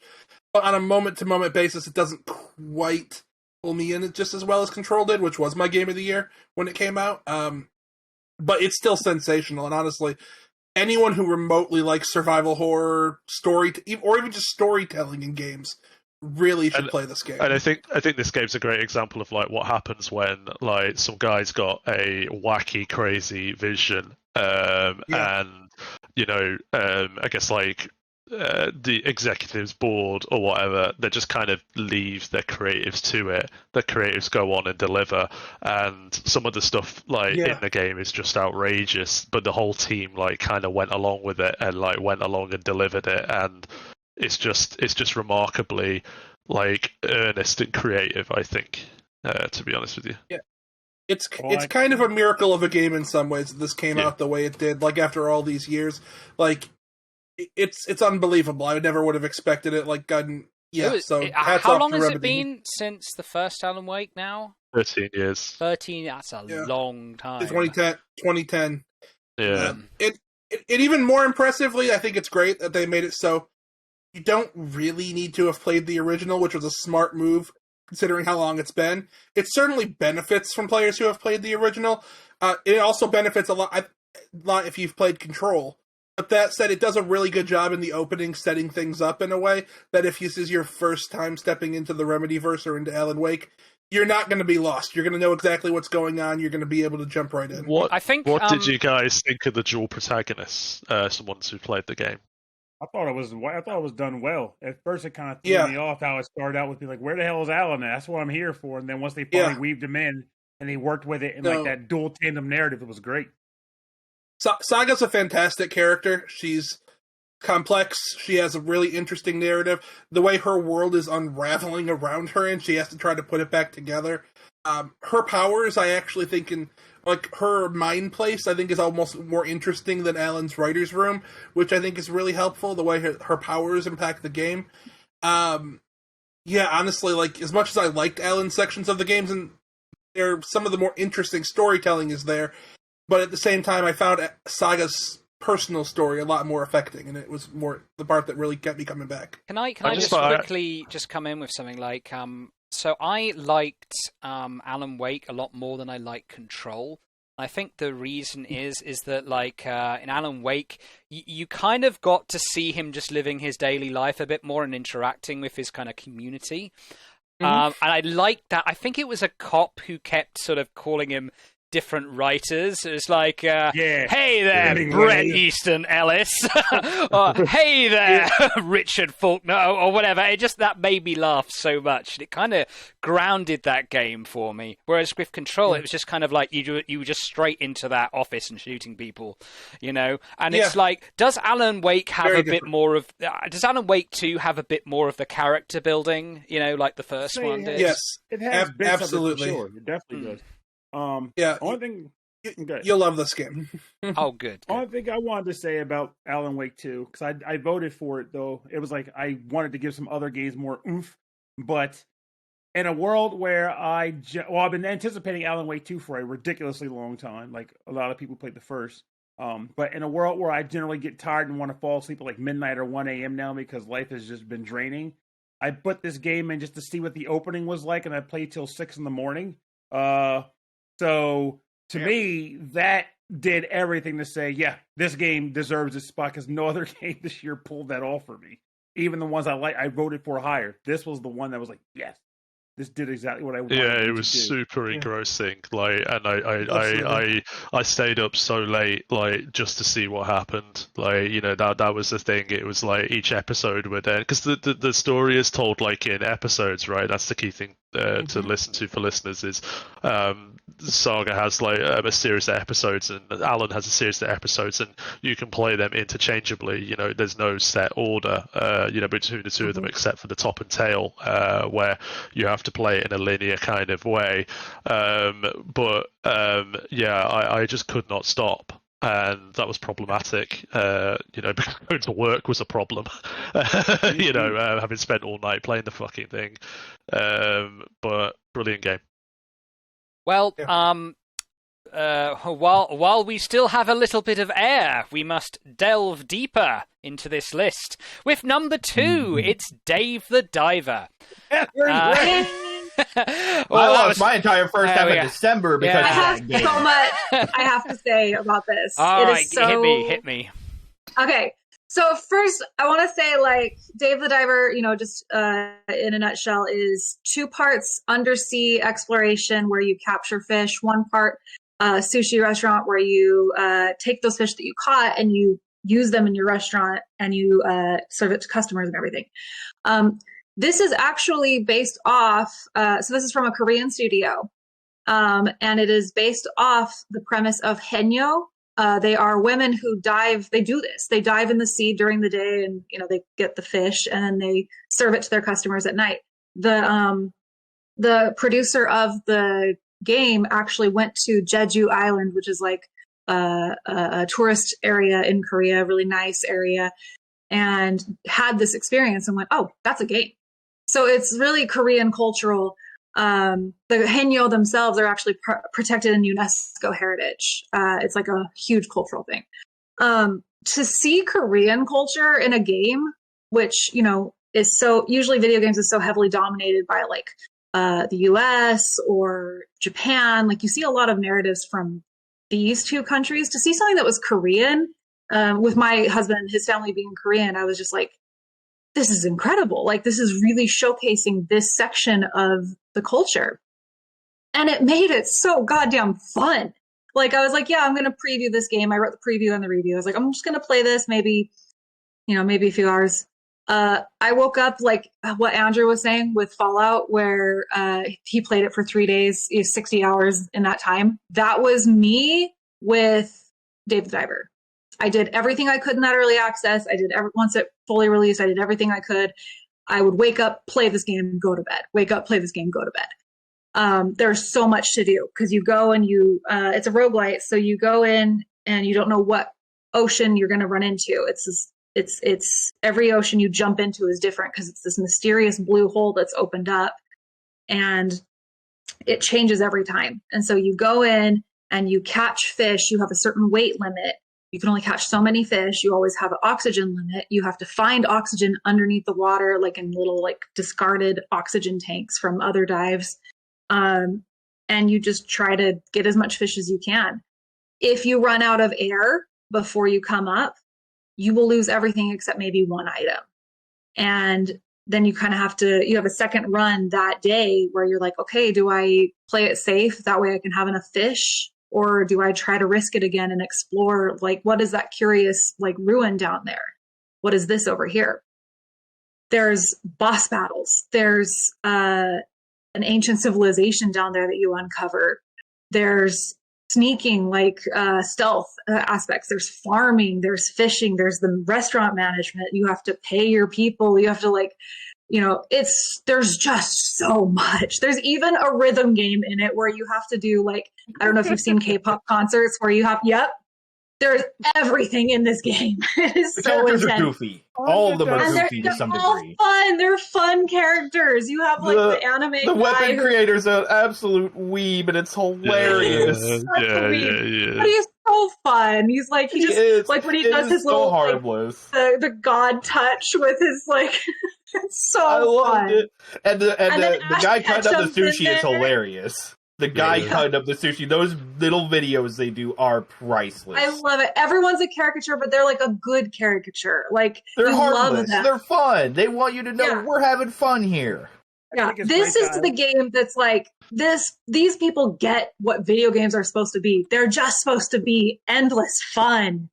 Like And the gameplay is so like perfectly like engaging, but not stressful. It's still casual Right. in a lot of its aspects. It doesn't demand a lot of the player, but it demands just enough that you keep pining for that, for going deeper, Exactly. getting more. You keep thinking, I'll just upgrade this a little bit. I'll go down a little bit further next time. I'll upgrade my gear, and you just get caught in this loop. Because it's And so what I love as well, like just picking up on what Heather said, is like there's just so many like games within a game. Like it just feels like those Russian dolls, right? You start off in this initial roguelike fishing game, and then it's like, oh, then I've got to go budget and manage, and you do a sushi restaurant, and then all of a sudden I'm on a grand adventure to meet a ancient civilization, and then now I'm farming, and it's just like how much can you pack in a game for like what's fundamentally at like what $15, $16, $20? I don't know how much it is in the US, but cheap enough. like money. Yeah. Yeah, it's like it keeps giving you more and more stuff. Like I was impressed that despite the fact that I had been going like several weeks of fishing and managing my stuff, I was still unlocking new stuff. Like still going. It was still giving me new stuff. It's like I like this pacing. But it was this pacing also is good. The thing as well, that not just the price and not just the value. It's just such a bloody heartwarming game. It is. It's so heartwarming. I felt so. Yeah. There's no drama. so There's no nice. tension. It's just Yeah. fun. People going out and enjoying their lives. It's got a lot of soul. And I want A lot to of say soul, that game. also, normally this is the part where I'd want to say I wish listed it, but Heather's enthusiasm for this game is permeated through since the game's release. I bought it when he was charting about it months ago. I was like, well, I wasn't paying attention to this game at all, but after all that, I have to give these people my money. And it was Heather's well review spent. did it for me. I saw that review and I'm like, Yeah. this looks innocently fun, and I think it's worth a couple of dollars. I picked it up and didn't think it was going to just ruin the first half of my December for productivity. I was done. Especially after sprinting through the Talos Principle 2, I'm like, I just want to wind down with the game, and it's 6 o'clock in the morning, and oh shit, what have I You're done? wound up. Well, Because you're like, oh, this won't take long, and then you do it. You're like, Yeah, oh no. It's also wonderful That's a on the trap. Steam Deck. So it's I'll might be throw it the on my Steam wish Deck game of the list year. everyone should go buy this humble, heartwarming little fun game. It is going to be your favorite for when you just want to chill out and go enjoy some sea life. well, then from a cook- game that might take up your whole December to a game that might take over your whole life. Finally, it's our very controversial, very unexpected game of the year. You'll never guess it. It's number 1. It's Baldur's Gate 3. Astarion. Oh, darling. Oh, you. This game actually intimidated me from starting it. That's how great it's sale. I was intimidated by it. I couldn't even Yes, boot it up. is intimidating. Right, Yes, John it or is. Heather, would you like to kind of give us set the scene for us a bit? It has to be Heather because. Okay, it has to be. Heather, go ahead. I wrote it, I previewed it, I would have reviewed it, but with the house stuff, I think Andrew ended up reviewing it for us.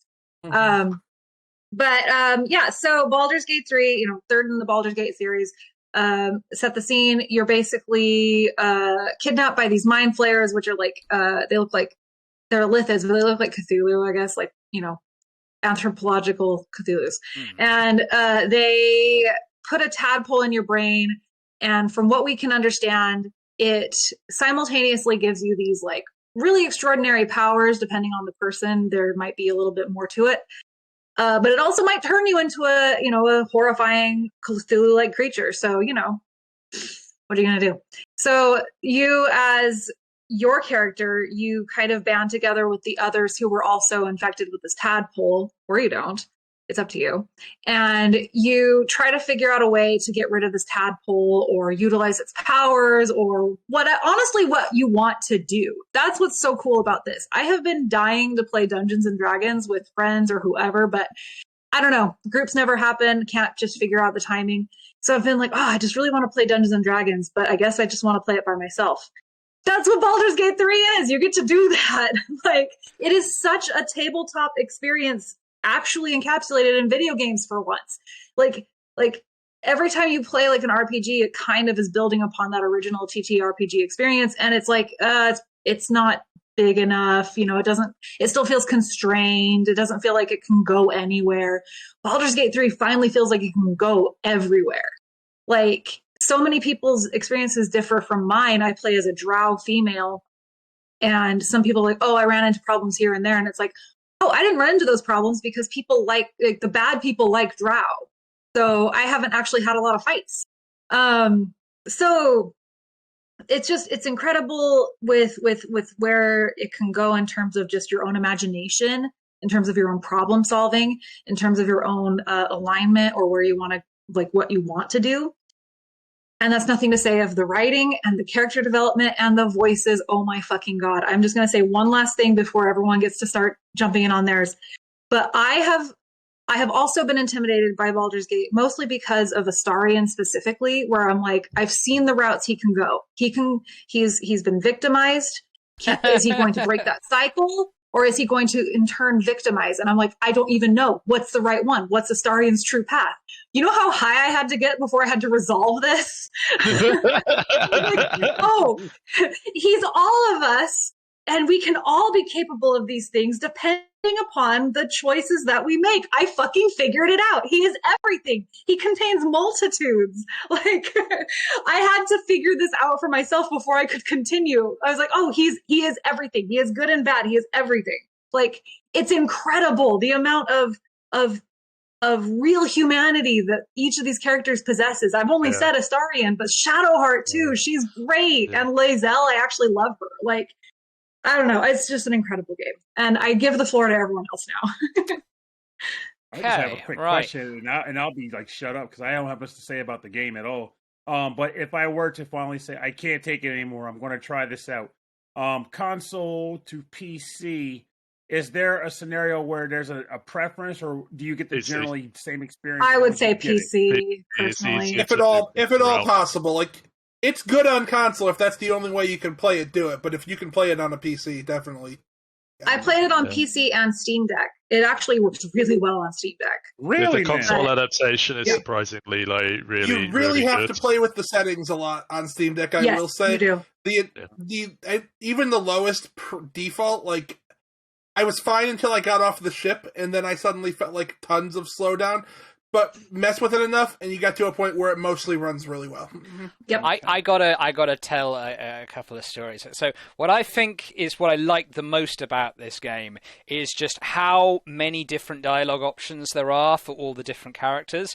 Like, so I play, so a game I have with my friends, I played this barbarian, kind of super strong, super tough, like, she was like basically Red Sonja kind of thing. Yeah! And I was thinking, like, okay, well, I'm probably not going to get to talk too much, I'm not going to be very persuasive, I'm more of the strength fighty character. But there were so many opportunities for me to do things my way. Like, there's a scene where, like, this child has been kidnapped, and, like, you go up to them, and you're thinking, oh, I'll have to do a quest for them before they give them back, or we'll have to get in a fight.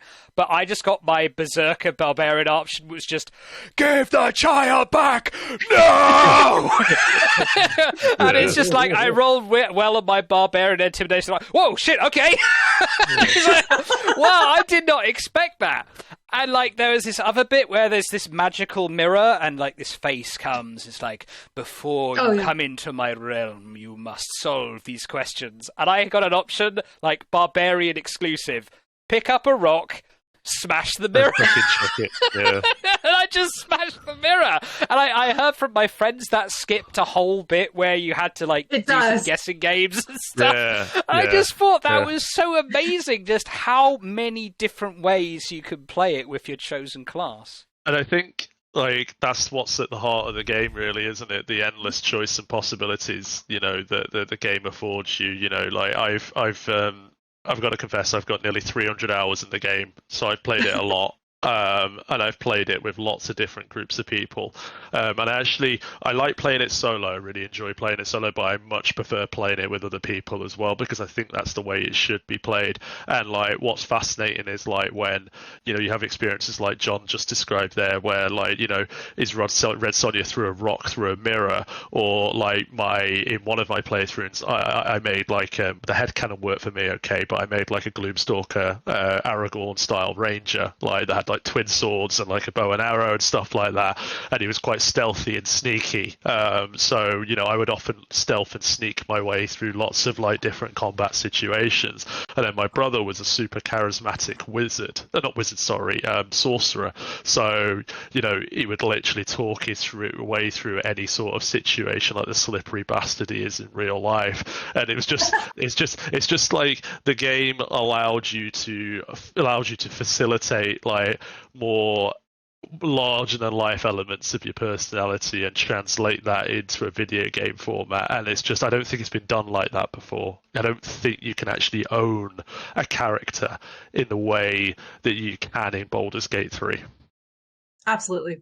And sorry, just one last thing. My favorite addition, I think, that is so interesting in an RPG is that they let you do the origin run, where you can just play as one of the characters. You know, you don't have to make up your own main character. You can play as Astarion. You can play as Shadowheart. And it's like, I have, ever since, like, White Knight Chronicles, where it's like, I think the main character is useless, they're not talking to you, to remove it, and it shows that some of the characters really do rely on you. And it's like, oh, I actually make a difference. Yeah. Crazy. Sorry, what were you going to say? Have you done a Dark Urge run? No, but I need to do. Okay, go ahead. Holy shit, man! Like, I did a Dark Urge run with, like, 3 of my friends, and, like, it's just I can't spoil the canon or the plot, but, like, you play an inherently evil, like, kind of character. It's an entirely different spin and take on the story that contextualizes it, and it actually ends differently in that sense. But, like, you have these bouts of, like, extreme violence accompanied with, like, amnesia, and, like, what really brings it home is, like, you go to camp one night and the tiefling, like, bard comes in, and she's like, I want to sit down, you know, like, I've been abandoned, I need to come and hang with you guys, you know, can I be here, can I be safe? And she's there playing tunes, and then, like, you literally wake up in the middle of the night and just standing over her body with her eyes pushed out and everything like that, and it's absolutely horrendous. It's a horrendous spin on the story, and definitely worth exploring for sure. Oh, horrendous Benny left. Oh, dear. Oh, yeah, there we go. Benny has come back. I love how the timing of these things occurs. Or deciding that I wasn't talking, so it disconnected me. Oh yeah. Oh. Yeah. But continue. I'll say I think I'm probably the biggest contrarian on this game in the group, and I reviewed it and gave it a 4.5. I gave it a 4.5 out of 5. Like I really liked this game. Like 4.5. That said, it would probably miss my top 10 of the year, and it would be like in the 10 to 15 range. I really enjoyed my time with it, and to its credit, I think this is maybe where I'm a little different. I didn't spend a significant amount of my playthrough playing it multiplayer. I mostly played solo.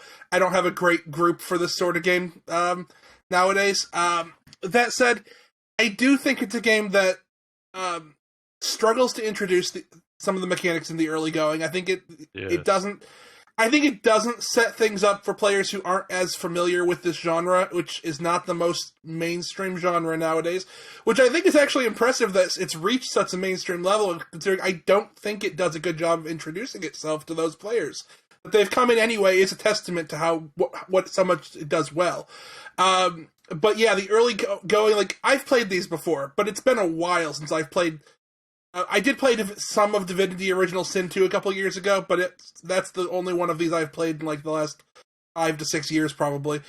And beyond that, I do think it starts stronger than it ends. I think the first act is really incredible, and I think acts 2 and 3 are not as incredible. They're not bad, they're still really good, but I don't think they're as good as that first act.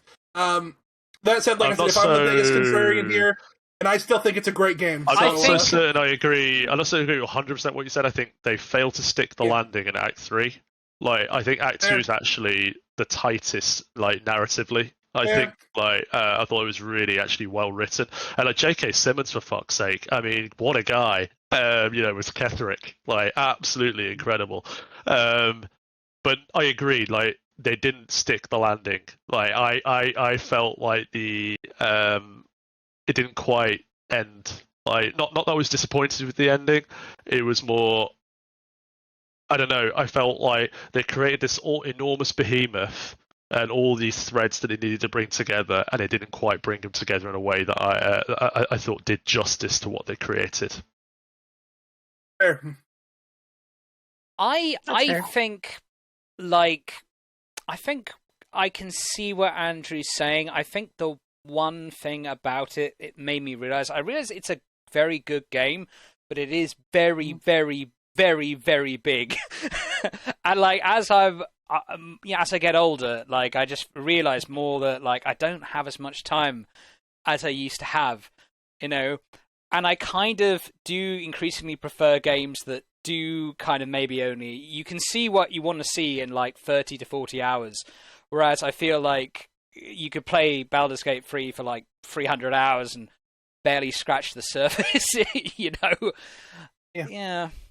You're just a boomer with your boomer shooters. I know, I guess so, yeah. Like, last year, I think I voted for Cultic, which is a very boomer shooter. This year, I voted for Resident Evil 4, which is basically a remake of an 18-year-old game. I just,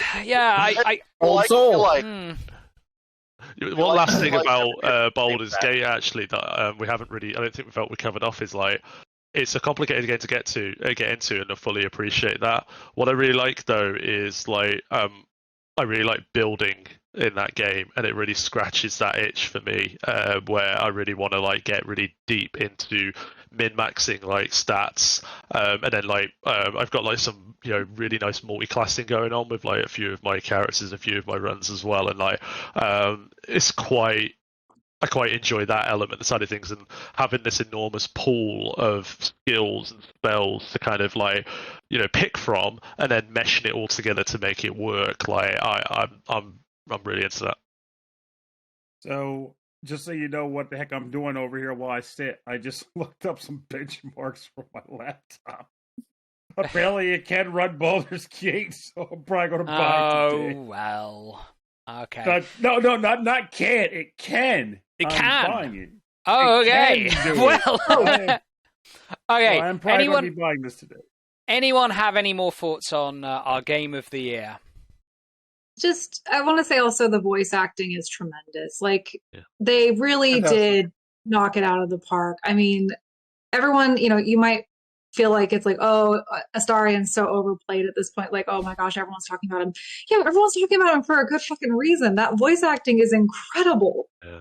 But like, in my own friend group, just a bunch of girls, I was like, if you didn't romance Astarion, like, are you blind? And one girl comes up and she's gay. She's like, no, my type's Shadowheart. I love just like a little whiny bitchy girl. Like, and then like another friend comes up. I love Gale. He's such a teddy bear. And I'm like, Gale sounds like the second boss for my T crowd. I don't know about that. And like, just everyone just has a different one that they love so much because the characters themselves, it's like they are those people. They believe it, and it's sold through the voice acting. And even though there are some kind of like, and even though it is a little awkward how they kind of go on monologues forever and it's like all very theatrically delivered, it doesn't feel out of place in a Dungeons and Dragons setting. Like, it feels like this is what you want to see. It's just so fucking good. And they're really the heart of the game, the characters as well. And, you have to really, like you said, give credit to Astarion's voice actor's performance because of the depth of emotion that, like, Astarion, like you said at the start of your discussion about Baldur's Gate and what Astarion represents everything of us, and his voice actor really nailed the complexity of that character and how deeply divided, as a spawn wanting to be free but then being corrupted, by absolute power as well. It was magnificent. Oh yeah. And it's good to see like a game with just so much voice acting as well. I mean, like, have you seen that thing about like Smite and how they're trying to kind of force their voice actors into doing a thing where like they can use AI of their voices when they're not around? Or I just think that's really sketchy. So just to see a game where like there's just so much voice acting is just and it's all natural. And I hope that's the way games will continue to be. I want to know that there's a voice actor saying all these things. I want to know that there's a person behind it all rather than just a machine.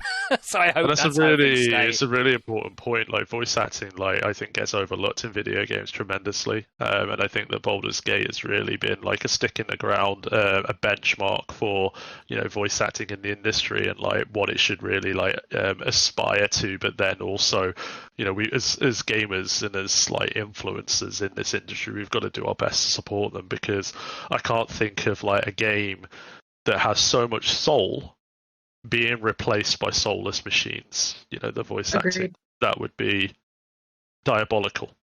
Voice acting is not easy. I don't say this as someone who knows. I know a friend of mine who tried it before, but some of my favorite games, do have voice acting in it, and it's some of the most memorable stuff. I mean, you can go back as far as Tales of Symphonia for me, I think. But it is something I think that's getting more and more overlooked by developers because they try to cut costs, and that's not acceptable. I think something important. Okay, well, so Baldur's Gate 3 Game of the Year, everyone. Anyway, it was fun having all you guys here. But before we go, let's just say a fond farewell to our viewers and wish them a happy 2024. Happy 2024, everyone. Goodbye. Bye. Happy 2024. A great year in gaming was 2023, and to help guide you through gaming in 2024 is HeyPoorPlayer. Please remember to follow us on social media and visit the website and subscribe. I edited this lovely podcast, so why not follow me on Twitter? Anyway, that's it. Bye.